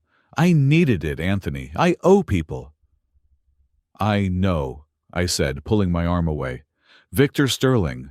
"No," she cried, shaking her head frantically. "Not Victor. Before Victor. I made bad investments, Anthony. Crypto, leveraged stocks. I lost everything. I borrowed money to cover the losses, thinking I could win it back. But I lost that too." She looked around the hallway, her eyes darting at the shadows. "These aren't banks, Anthony. These are people who break legs. I owe them $200,000. Victor promised to pay them off directly from his share if I got him the house. If the deal falls through, if the accounts are frozen," she fell to her knees. My sister, the queen of high society, was kneeling on the dirty carpet of a rental hallway, clutching the hem of my jacket. "They will kill me, Anthony," she sobbed. "They said they would make me disappear, please. I am your sister. Don't let them kill me." I looked down at her. I felt a war raging inside me. Part of me, the part that remembered her chasing away my bullies, wanted to pull her up and say we would fix it. I wanted to be the brother. But then I heard the tape in my head. I heard Grandma gasping for air. I heard Bianca telling the doctor to sedate her. She hadn't done this to save our parents' legacy. She hadn't even done it for greed, really. She had done it to save her own skin. She had traded our grandmother's life and my future to cover her own gambling addiction. "You sold us," I said, my voice trembling with a mixture of pity and revulsion. "You sold me. You sold Grandma. You were willing to let her die alone and scared, just to fix your own mistakes." "I was desperate," she wailed. "So am I," said coldly. "I am desperate for justice. You didn't come here to apologize, Bianca. You came here because you got caught. You are not sorry you hurt us. You are sorry you are losing. Anthony, please." "No," I said. "I am not withdrawing the suit. You made a deal with the devil, Bianca. Now you have to pay him." I stepped back into my apartment and started to close the door. Bianca lunged forward, jamming her foot in the jamb. For a second, her face transformed. The fear evaporated, replaced by a flash of that familiar, toxic hatred. She bared her teeth like a cornered animal. "You are going to regret this," she screamed, spit flying from her mouth. "If I go down, I am taking you with me? You think you are righteous? You are just a pathetic little boy who couldn't let go of a rotting house. I hate you. Grandma hated you too. She just felt sorry for you." I looked her in the eye, seeing the monster she had become. "Goodbye, Bianca," I said. I shoved the door shut, forcing her back. I threw the deadbolt. From the other side, I heard her scream a long, incoherent shriek of rage. Then I heard her pounding on the wood. "You are dead to me!" she screamed. "Dead!" I leaned my forehead against the door, closing my eyes.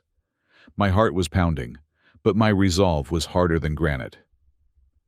"The feeling is mutual," I whispered to the empty room. I walked to the window and watched her leave the building a few minutes later. She stumbled to her car, looking over her shoulder, as if the shadows were already reaching for her. I felt a heavy stone settle in my gut. I knew this wasn't over. A cornered animal is the most dangerous kind, and I had just backed two of them into a wall. Victor Sterling and Bianca were now fighting for their lives, and they would not go quietly into the night. I picked up my phone and called Marcus. "She came to see me," I said. "And?" Marcus asked. "And she threatened me," I said. "She is desperate. She owes money to loan sharks." "Good," Marcus said, though his voice was grave. "That explains the urgency. But it also means she is volatile. Lock your doors, Anthony, and stay away from the windows. The next few days are going to get very, very ugly." "I am ready," I said. And for the first time I truly meant it. The week before the trial was not a waiting period. It was a siege. Victor Sterling realized that bribery and charm had failed, so he resorted to the tools he likely used to clear out tenants from his other developments: fear and intimidation. It started on a Tuesday morning, 3 days after we filed the criminal complaint. I walked out to my truck, which was parked on the street, in front of my rental building. The morning mist was thick, clinging to the pavement, but it couldn't hide the violence that had been inflicted on my vehicle. All 4 tires were slashed, the rubber gaping open like slashed throats. But that was not the worst part. Someone had taken a key, or perhaps a knife, and carved a single word into the driver's side door deep enough to expose the bare metal beneath the paint. "Leave." I stood there staring at the jagged letters. My stomach turned over. This was not random vandalism. This was a message delivered with cold precision. I looked up and down the street, suddenly feeling exposed. Every passing car, every pedestrian in a hoodie looked like a potential threat. I was no longer just an architect fighting a legal battle. I was a target. I called the police, but I knew it was futile. There were no cameras on the stretch of road. The officers took a report, shrugged, and told me to park in a garage. But the message on the truck was just the opening salvo. 2 nights later, I came home from a late strategy session at Marcus's office. I was exhausted, my eyes burning from reviewing hundreds of pages of case law. I unlocked the door to my studio apartment and pushed it open. Immediately, I knew something was wrong. The air smelled different. It smelled of stale tobacco and something else, something muskier, like sweat. I reached for the light switch, my heart hammering against my ribs. The fluorescent light flickered on, revealing a scene of calculated chaos. The apartment had been tossed. My drawers were pulled out, clothes scattered across the floor. My laptop was smashed on the ground, the screen shattered into a spider web of cracks. But they hadn't taken the TV. They hadn't taken the few $100s of emergency cash I kept in a coffee can in the kitchen. I walked slowly toward the bed. Lying in the center of the mattress was a pile of shredded paper. It was confetti torn into pieces so small they were almost unreadable. But I recognized the handwriting. It was a photocopy of Grandma Evelyn's diary, the one Sarah Miller had given me. I had made copies for my own review, keeping the original locked away. The intruders had found the copy on my desk, torn it to shreds, and dumped it on where I slept. It was a violation so intimate, it made my skin crawl. It was a warning: we can get to you. We can get into your safe space. You are not safe anywhere. My knees gave out and I sat on the edge of the mattress, trembling. I picked up a scrap of paper. I could see the word Anthony written in my grandmother's shaky hand, now torn in half. I grabbed my phone and dialed Marcus. "They broke in," I said, my voice barely a whisper. "They tore up the diary copy." "Are you hurt?" Marcus asked instantly. His voice was sharp, alert. "No, I wasn't home." "Get out of there," Marcus ordered. "Grab your essentials and go to a hotel. Check into the Fairmont downtown. It has security cameras in the halls and a doorman. Do not go back to that apartment tonight." "They think they destroyed the evidence," I said, looking at the mess. "Let them think that," Marcus replied grimly. "The original is in a safety deposit box at Chase Bank. They just destroyed a Xerox. But Anthony, this means they are scared. They are desperate. They know the diary is damning." I spent the next 2 nights at the hotel sleeping, with a chair wedged under the doorknob. I jumped at every noise in the hallway. I was tired, bone-deep tired, the kind of exhaustion that settles in the marrow. But every time I closed my eyes, I saw the house. I saw the red X on the oak tree. And I saw the word leave carved into my truck. I wasn't leaving. I was digging in. But Victor had one more card to play, and this one was designed to destroy our case in court. On Friday afternoon, Marcus called me into his office. He looked serious, his usual confident demeanor replaced by a frown of concentration. "We have a problem," he said, sliding a deposition transcript across the desk. "Victor's legal team just submitted a witness list. There is a name on here we didn't expect." I looked at the name. Martha Gable. "Who is Martha Gable?" I asked. "She claims to be a former housekeeper for your grandmother," Marcus said. "She has submitted a sworn affidavit stating that she was present in the house in early April, and she heard Evelyn verbally agree to sell the property to Victor Sterling. She claims Evelyn said, and I quote, 'I am tired of this burden. I want to sell it and give the money to Bianca.'" "That is a lie," I said, slamming the paper down. "Grandma fired Martha Gable 3 years ago. She caught her stealing silverware. Martha hasn't been in that house since 2022. "The defense claims she visited privately," Marcus said. "If the jury believes her, it creates reasonable doubt. It suggests that the written diary is a fabrication or a result of dementia, and that her true intent was to sell. It muddies the water, Anthony. That is all they need to do. Muddy the water enough so the jury can't see the bottom." "She is lying," I repeated. She hates our family because she got fired. Hate is a motivator, Marcus agreed. But money is a better one. He turned to his computer. I had my forensic accountant run a background check on Mrs. Gable the moment her name appeared. She has been struggling financially. 2 months behind on rent credit cards maxed out. He clicked a few keys. However, yesterday morning, her bank account received a wire transfer of $15,000. I leaned in. From who? A shell company called Blue Horizon Consulting, Marcus said. It is registered in Delaware, but if you follow the breadcrumbs, Blue Horizon is a subsidiary of a holding company that is wholly owned by Vanguard Holdings. He bought a witness, I said. He actually bought a witness. He did, Marcus said, a cold smile returning to his face. And he was sloppy about it. He probably thought we wouldn't look that deep into a housekeeper. We are going to let her take the stand, Anthony. We are going to let her lie under oath. And then I am going to show the jury this bank transfer. I felt a surge of hope, but it was quickly tempered by the reality of the situation. We were fighting a hydra. Every time we cut off one head, the forgery, the threats, another one grew back. Then the final piece of the puzzle fell into place, and it came from the most unexpected source. It was Saturday, 2 days before the trial. I was sitting in the hotel lobby trying to force down a sandwich I had no appetite for when my phone rang. The number was local, but I didn't recognize it. This is Anthony, I answered guardedly. Anthony, this is David. David Reynolds. It took me a moment to place the name.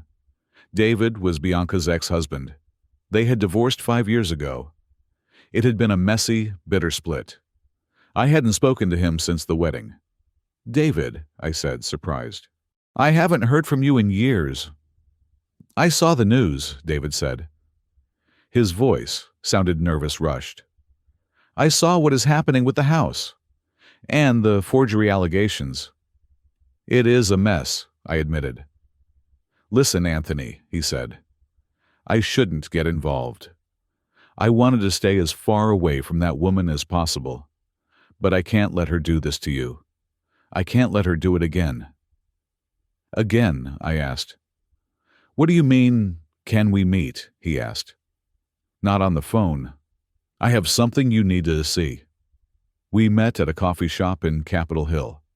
David looked older, grayer. He looked like a man who had survived a hurricane but lost his house in the process. He didn't order coffee. He just reached into his briefcase and pulled out a file. When we divorced, David said, keeping his voice low, I got stuck with a massive loan. $50,000. I swore I never signed for it. Bianca claimed I did. She produced a document with my signature on it. The bank sided with her. I had to pay it. It ruined my credit for years. He slid the file toward me. I hired an expert last year, he continued. I finally had enough money to investigate it. It was a forgery, Anthony. She traced my signature from our marriage license. But look at page 3. I opened the file. It was a forensic report on a loan application. And there, highlighted in yellow, was the analyst's conclusion. The signature exhibits signs of tracing and microscopic hesitation marks, consistent with simulation. But David pointed to the date. She did this 5 years ago. This is not new behavior, Anthony. This is who she is. She has been forging signatures to get money for a decade. I didn't press charges because I just wanted to be done with her. I wanted out. But if this helps you, if this helps, put her away, take it. I looked at David. I saw the pain in his eyes, the same betrayal I felt. Bianca left a trail of wreckage wherever she went. This establishes a pattern, I said, realizing the magnitude of what he had given me. It proves she knows how to do it. It proves it wasn't a one-time mistake or desperation. It is her modus operandi. Take her down, David said, standing up. For both of us. I brought the file to Marcus. When he saw it, he actually laughed. It was a short, sharp bark of victory. This is it, Marcus said. This is the character evidence that destroys her credibility completely. The jury might sympathize with a desperate sister. They will not sympathize with a serial fraudster who framed her own husband. Sunday night arrived, the eve of the trial. I stood in my hotel room, looking out at the city lights. Somewhere out there, Victor Sterling was probably drinking expensive scotch, confident that his money would buy him an acquittal. Somewhere out there, Bianca was terrified, trapped between her brother and the loan sharks she owed. My phone buzzed. It was Marcus. "Are you ready?" he asked. "I don't know," I said honestly. "I am nervous." "Good," Marcus said. "Nerves keep you sharp. But listen to me, Anthony. Tomorrow when we walk into that courtroom, they are going to come for you. They are going to paint you as a failure. They are going to bring up every mistake you ever made. They are going to say you were a bad grandson. They will try to break you on the stand." "I know," I said. "Don't let them," Marcus said fiercely. "You hold on to the truth. You hold on to the fact that you are the only person in that room who actually loved Evelyn Davis. Everyone else is there for money. You are there for honor. That gives you power." "I am ready," I said. "Get some sleep. We have a dragon to slay in the morning." I hung up. I laid out my clothes for the morning. I had bought a new suit, black, simple, respectful. It was a funeral suit in a way. I was going to bury the lies. I reached into my bag and pulled out the one thing I had managed to save from the house before the locks were changed years ago. It was a small, silver pocket watch. It had belonged to my grandfather, and Grandma had given it to me when I graduated from architecture school. I rubbed my thumb over the smooth metal case. It was cold and solid. Tick-tock, tick-tock. I wound it carefully. The gears caught the mechanism springing to life. It was a heartbeat. The next morning, the sun broke through the clouds. It was a rare, crisp Seattle morning. I dressed in silence. The black suit fit perfectly. I tied my tie, checking the knot in the mirror. I looked different. The exhaustion was still there in the circles under my eyes, but the fear was gone. The boy who had cried on the porch in the rain was gone. I slipped the pocket watch into my vest pocket. I could feel its weight against my ribs. I walked out of the hotel and hailed a cab to the courthouse. The steps were crowded with reporters. The story had become a sensation. Cameras flashed as I stepped out of the car. Microphones were thrust in my face. "Mr. Davis, is it true you have a recording? Mr. Davis, do you hate your sister? Mr. Davis, what do you say to Victor Sterling?" I didn't answer. I didn't look down. I kept my head high, my eyes fixed on the heavy brass doors of the courthouse. Marcus was waiting for me at the top of the stairs. He looked impeccable in a navy pinstripe suit, holding his briefcase like a weapon of war. "Showtime," Marcus said. We walked through the doors together. The air inside was cool and smelled of old wood and justice. I was Anthony Davis. I was an architect, and I was here to dismantle them brick by brick. The courtroom smelled of floor wax and old mahogany, a scent that was supposed to inspire respect, but only made me feel nauseous. Department 42 of the King County Superior Court was packed. The gallery was filled with reporters, their pens poised like daggers. On the left side of the aisle sat Victor Sterling, looking bored and checking his watch as if he had a tea time to catch. Next to him was Bianca. She looked ghostly pale, her hands trembling in her lap, staring at a spot on the floor, as if she could burn a hole through it and escape. "All rise!" the bailiff bellowed. Judge Vance walked in. He was a man with a face carved from granite and eyes that had seen every variety of human lie. He sat down, adjusted his glasses, and looked at us. "We are back on the record," Judge Vance said. "Mr. Blackwood, your witness." Victor's lawyer, Silas Blackwood, stood up. He was a man who moved like a viper, smooth and deadly. He walked toward the witness stand where I was sitting. I had been on the stand for an hour, and he had spent that entire time peeling away my dignity layer by layer. "Mr. Davis," Blackwood said, his voice dripping with faux sympathy, "let us return to the month of May.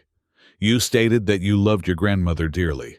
Yet in the last 3 weeks of her life, how many times did you visit her?" "I was working," I said, gripping the railing. "I had a project in Tacoma. I drove up on weekends." "Weekends," Blackwood repeated, turning to the jury. "So out of 21 days, you were there for perhaps 4. And during the weekdays when Mrs. Davis was alone, scared and deteriorating, who was there, holding her hand? Who was there managing her pain medication? Who was there feeding her, my sister?" I said through gritted teeth. "Exactly," Blackwood said. "Bianca Davis, the woman you are now accusing of fraud. She was the caregiver. She was the one changing bedpans. She was the one burdened with the emotional toll of watching a loved one die while you were, what was it, restoring a cornice." "I was paying the bills," I snapped. "That facility cost $8,000 a month. I worked double shifts to keep her there." "Money is easy to send, Mr. Davis," Blackwood said softly. "Time is hard to give, Is it not possible that your grandmother, seeing Bianca's devotion and your absence, decided to reward the one person who was actually there? Is it not possible that she told Bianca to sell the house because she knew Bianca needed the money, and she knew you would be fine because you are a successful architect?" "No," I said. "She promised me." "Promises change when you are facing death," Blackwood said, leaning in close. "You feel guilty, don't you? You feel guilty that you weren't there when she took her last breath. So you created this fantasy of fraud to punish your sister for doing the job you were too busy to do." "That is a lie," I shouted, half rising from the chair. "Objection!" Marcus stood up, his voice cutting through the air like a whip. "Argumentative! Counsel is badgering the witness." "Sustained," Judge Vance said. "Mr. Davis, sit down. Mr. Blackwood, move on." I sank back into the chair, my heart pounding so hard I could hear it in my ears. I wanted to leap over the railing and strangle Blackwood. I looked at the jury. They were looking at me with cold eyes. They bought it. They saw an angry absentee grandson attacking his grieving sister. Marcus looked at me. He didn't speak, but his eyes said, "Hold on. The storm is coming." When I stepped down, I felt defeated. But then Marcus stood up. He adjusted his suit jacket, picked up a single file folder, and walked to the center of the room. He didn't look angry. He looked like a surgeon about to perform an amputation. "The plaintiff calls Larry Polzin to the stand," Marcus said. The double doors at the back of the courtroom opened. 2 uniformed officers escorted Larry inside. He looked like he had aged 10 years in the last week. His cheap suit hung off him, and he was sweating so profusely that his forehead glistened under the fluorescent lights. Larry took the stand. He was sworn in. He looked at Victor Sterling. Victor glared back, a look of pure menace. Larry flinched and looked away. "Mr. Polzin," Marcus began, his voice conversational. "You are a notary public, correct?" "Yes," Larry said. His voice was a squeak. "On October 28th, you affixed your seal to a general durable power of attorney document, granting Bianca Davis control over Anthony Davis's assets. Is that correct?" "Yes." "And you swore in your affidavit that Anthony Davis appeared before you in person, showed you his identification, and signed the document in your presence. Is that correct?" Larry swallowed hard. "Yes." Marcus walked to the defense table and picked up a piece of paper. "Mr. Polzin, I have here a receipt from Ducati Seattle. It shows that on October 29th, the day after you signed this document, you purchased a motorcycle for $25,000 in cash." "Objection," Blackwood shouted. "Relevance." "It goes to credibility and motive, Your Honor," Marcus said calmly. "Overruled," the judge said. Marcus turned back to Larry. He walked up to the witness stand and leaned in, his voice dropping to a low, terrifying register. Larry, listen to me closely. Perjury is a felony. Fraud is a felony. We know you bought the bike. We know you deposited another $5,000 into your checking account 3 days later. We have the bank records. We have the dealership records. And we have cell phone tower data that places Anthony Davis in the Cascade Mountains on the day you claim he was in your office. Larry began to shake. You have a choice right now, Larry, Marcus said, pointing a finger at him. You can lie to protect Victor Sterling and go to prison for 10 years for fraud and perjury. Or you can tell the truth and ask the court for mercy.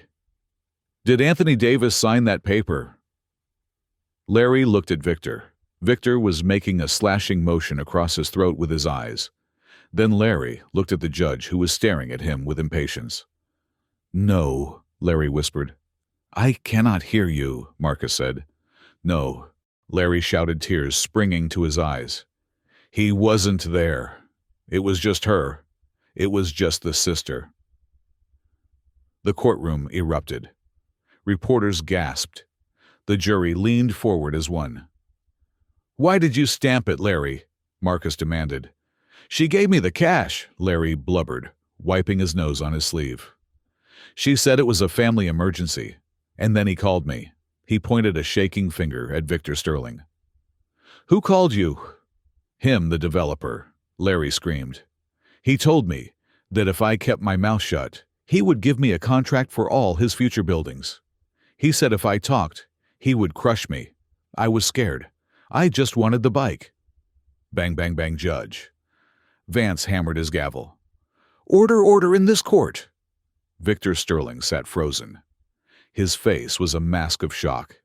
His lawyer was frantically whispering in his ear, but Victor wasn't listening. He was staring at Larry with the look of a man watching his empire crumble. No further questions, Marcus said. He didn't celebrate. He walked back to our table and sat down. Next, he whispered to me. The plaintiff calls Bianca Davis, Marcus announced. Bianca rose from her seat. She looked like she was walking to the gallows. She took the stand, refusing to look at me or Victor. Ms. Davis, Marcus said. He didn't approach her. He stayed at his table. Your brother says he didn't sign the paper. The notary says he didn't sign the paper.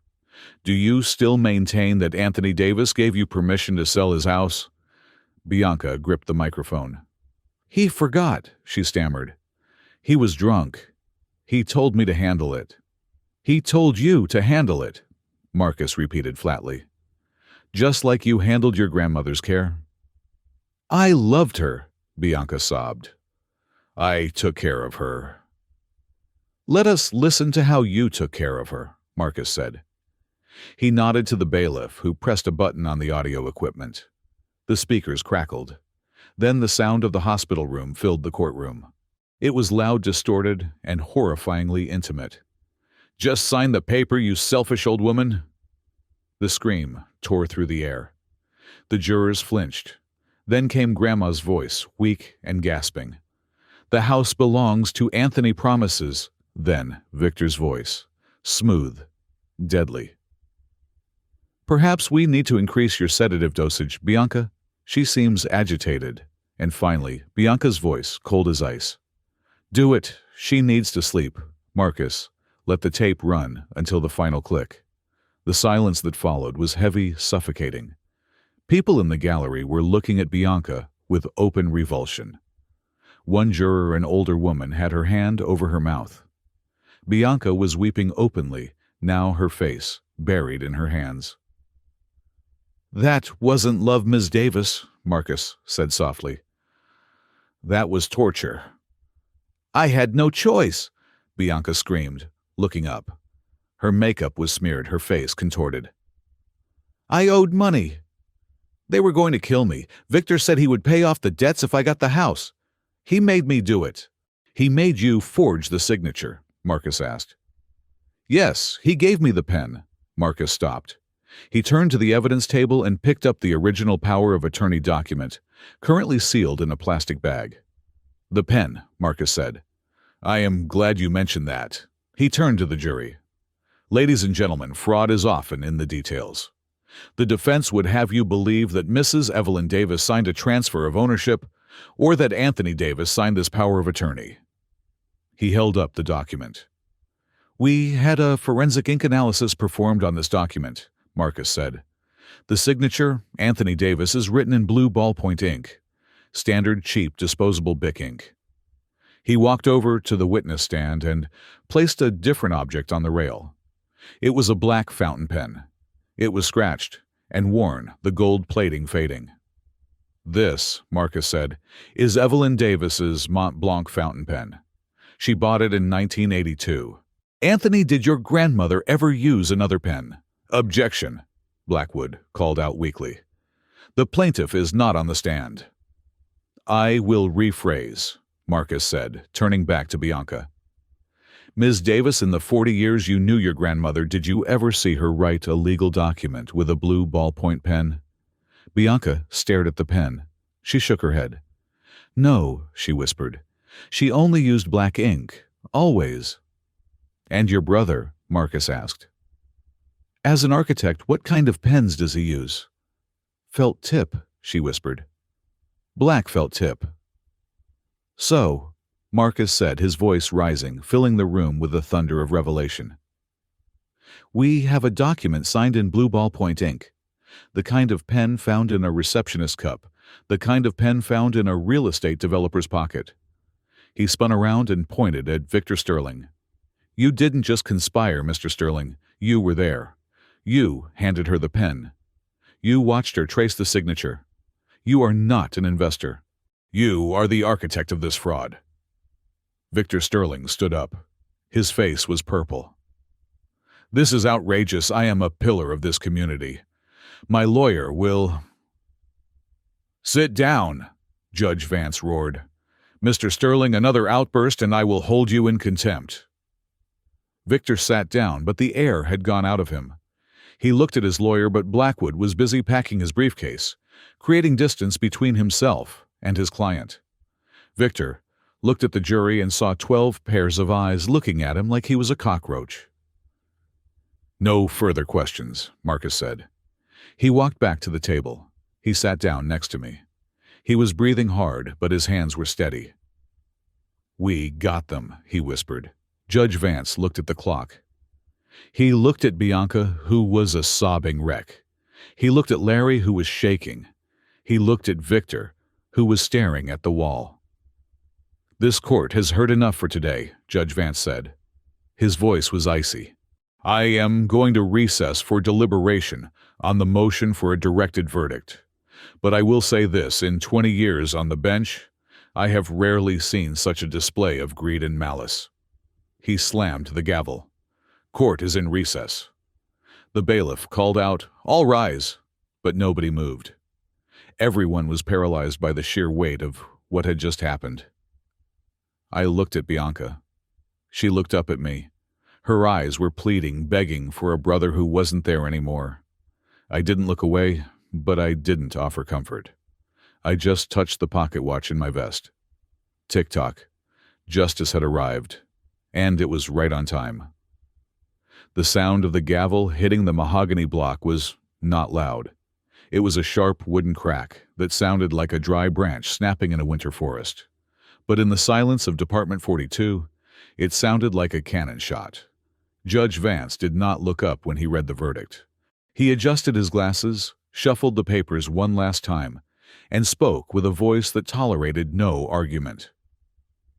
In the matter of Davis versus Vanguard Holdings and Victor Sterling, the judge said, the court finds in favor of the plaintiff, Anthony Davis.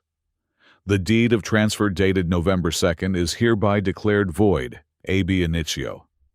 It is a fraudulent instrument with no legal standing. Title to the property at 442 Hawthorne Lane is restored immediately and in full to Mr. Anthony Davis. I let out a breath I felt like I had been holding for a month. My shoulders slumped. It was over. The house was mine. But the judge was not finished. He turned his gaze to the defense table. Regarding the criminal charges, he continued, his eyes hardening as they landed on my sister. The evidence presented specifically the forensic analysis of the forgery and the authenticated audio recording of elder abuse is overwhelming. Bianca Davis, you are remanded to custody immediately to await sentencing on charges of first-degree fraud, forgery, and elder abuse.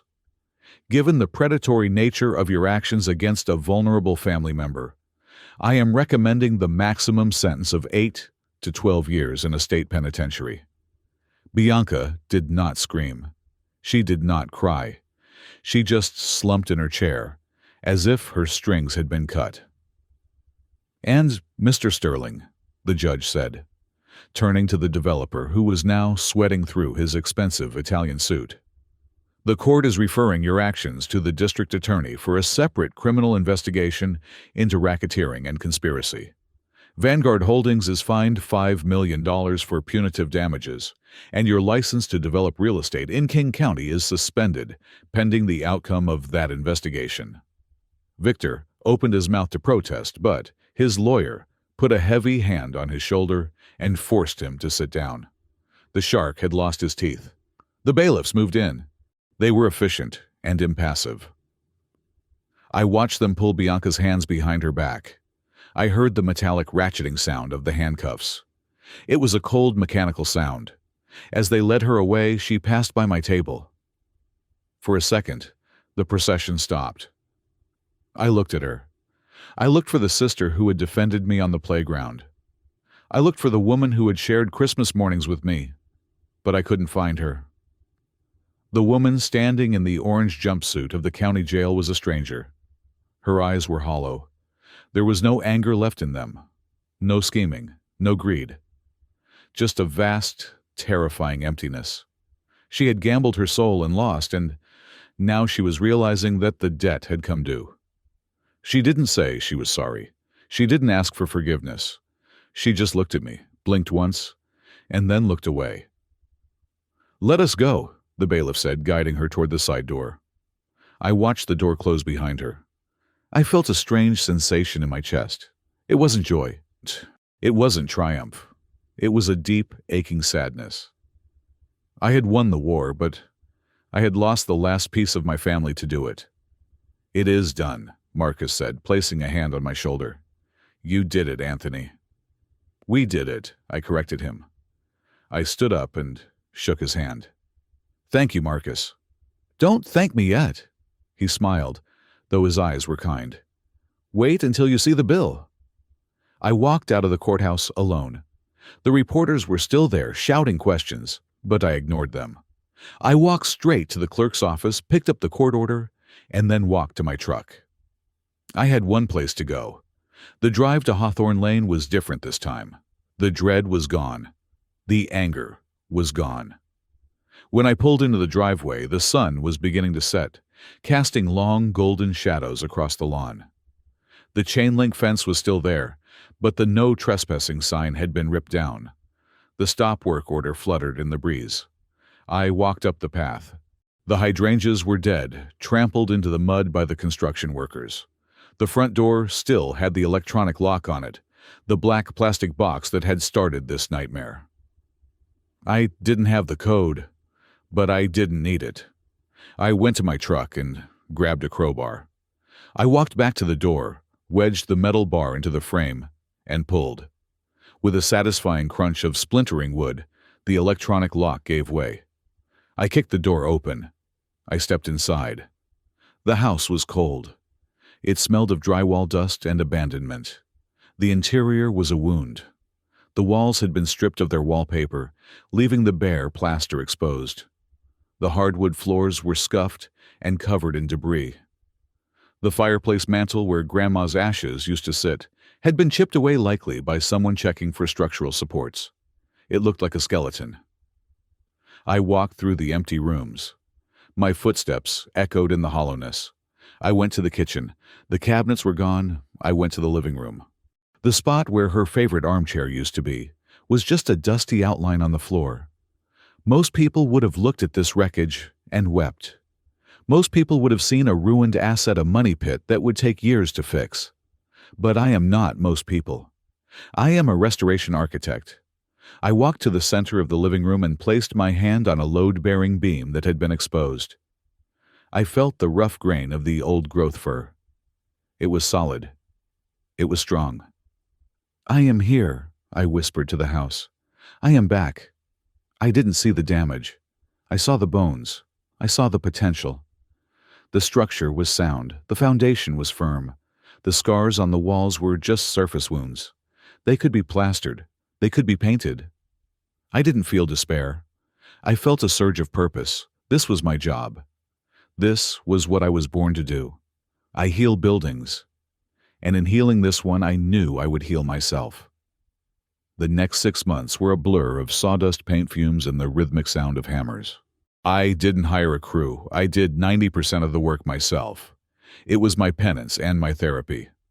I woke up at 5 in the morning, drank coffee on the unfinished porch, and worked until my muscles screamed.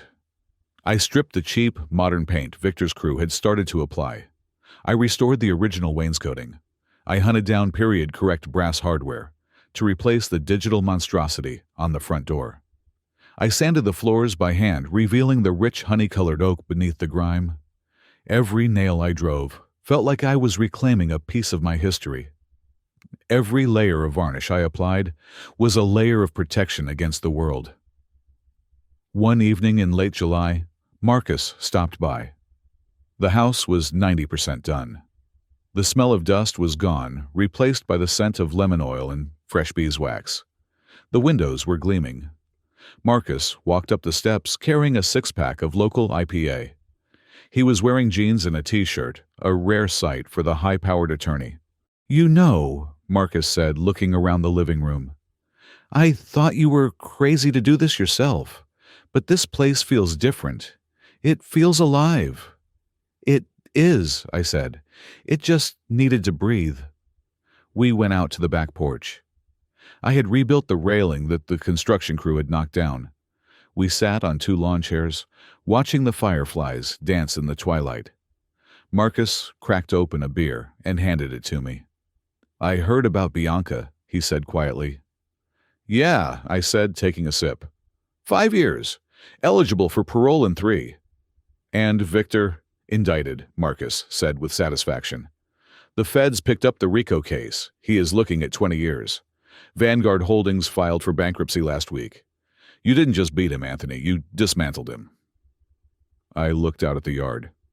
I had spent the last week rototilling the soil, preparing it for planting. The red X on the oak tree had been scrubbed away, though a faint shadow of it remained a battle scar. "It wasn't about beating him," I said. "It was about this, sitting here, drinking a beer, knowing that no one can tell me to leave." "You retrieved her honor," Marcus said. "That is what matters. You proved that some things are not for sale." We sat in silence for a while, just 2 friends enjoying the peace we had fought so hard to win. "I found something," I said suddenly. "Yesterday, under the floorboards in the pantry." "Oh," Marcus raised an eyebrow. "Treasure gold bars. Better," I said. I reached into my pocket and pulled out a small, rusted tin box. It was an old tea tin from the 50s. I opened the lid. Inside were several small paper packets brown with age, and a folded piece of notepaper. I handed the note to Marcus. He unfolded it and read it aloud in the dim light. "My dearest Anthony, if you are reading this, it means you found my hiding spot. You were always good at finding things. These are the seeds from the great rose, the one my mother brought from England. I saved them for you. The house is the body, but the garden is the spirit. Plant them when the storm is over. For the future. Love, Grandma." Marcus lowered the note. He looked at me, and I saw a shimmer of emotion in his eyes. "For the future," he repeated. "She knew. She knew," I nodded. "Well," Marcus said, raising his beer bottle. "To the future." "To the future," I said. The next morning I woke up before dawn. The sky was a pale, translucent gray. I took the tin box and a trowel out to the garden. I went to the spot right beneath the kitchen window where the morning sun would hit first. The earth was dark and rich, turning easily under my blade. I knelt in the dirt, not caring about the stains on my knees. I opened the first packet. The seeds were small, hard and black. They looked like nothing. They looked like dead specks of dust, but I knew better. Inside those hard shells was the code for life. Inside was the memory of 100 summers, the scent of roses that had bloomed before I was born. I made small indentations in the soil. I placed the seeds in one by one, covering them gently with the earth. I patted the soil down. "Grow," I whispered. "It is safe now." I watered them with a watering can. I watched the water soak into the ground, disappearing to feed the sleeping life below. I stood up and wiped my hands on my pants. I walked back to the porch and sat in the rocking chair I had restored. It was the same chair Grandma used to sit in. I rocked back and forth, creak, creak. It was a comforting rhythm. I looked at the yard. It was still mostly mud, but in my mind I could see it. I could see the roses climbing the trellis. I could see the green grass. I could see the oak tree spreading its branches, shading the next generation. I thought about Bianca sitting in her cell. I thought about Victor Sterling facing his ruin. I realized then that I didn't hate them anymore. Hate is a fire that consumes the vessel it is stored in. I had put out the fire. I was free. I realized that the greatest revenge wasn't the prison sentence. It wasn't the bankruptcy. Those were just consequences. The true revenge was this. It was sitting on my porch in my house, breathing the air of a free man. It was refusing to let their greed turn me into something bitter. It was taking the wreckage they left behind and building something beautiful out of it. They wanted to erase my history. Instead, they forced me to secure it. They wanted to bury me. They didn't know I was a seed. I leaned back, closing my eyes, feeling the warmth of the rising sun on my face. The nightmare was over. The day was just beginning. And somewhere under the dark earth, a root was beginning to stretch. Thank you so much for listening to this story. If you made it to the end, you are the true guardians of justice. I would love to know where you are tuning in from today. Are you listening from a quiet room in London, a busy bus in Mumbai, or maybe a coffee shop in New York? Please leave a comment below with your location and your thoughts on Anthony's choice. Would you have forgiven Bianca, or did she get exactly what she deserved? If you enjoyed this story of justice and restoration, please hit that subscribe button for the Calm Revenge Stories channel. Give this video a like and smash that hype button to help this story reach more people who need to believe that good can still win. Until next time, stay safe and remember, the best revenge is a life well lived.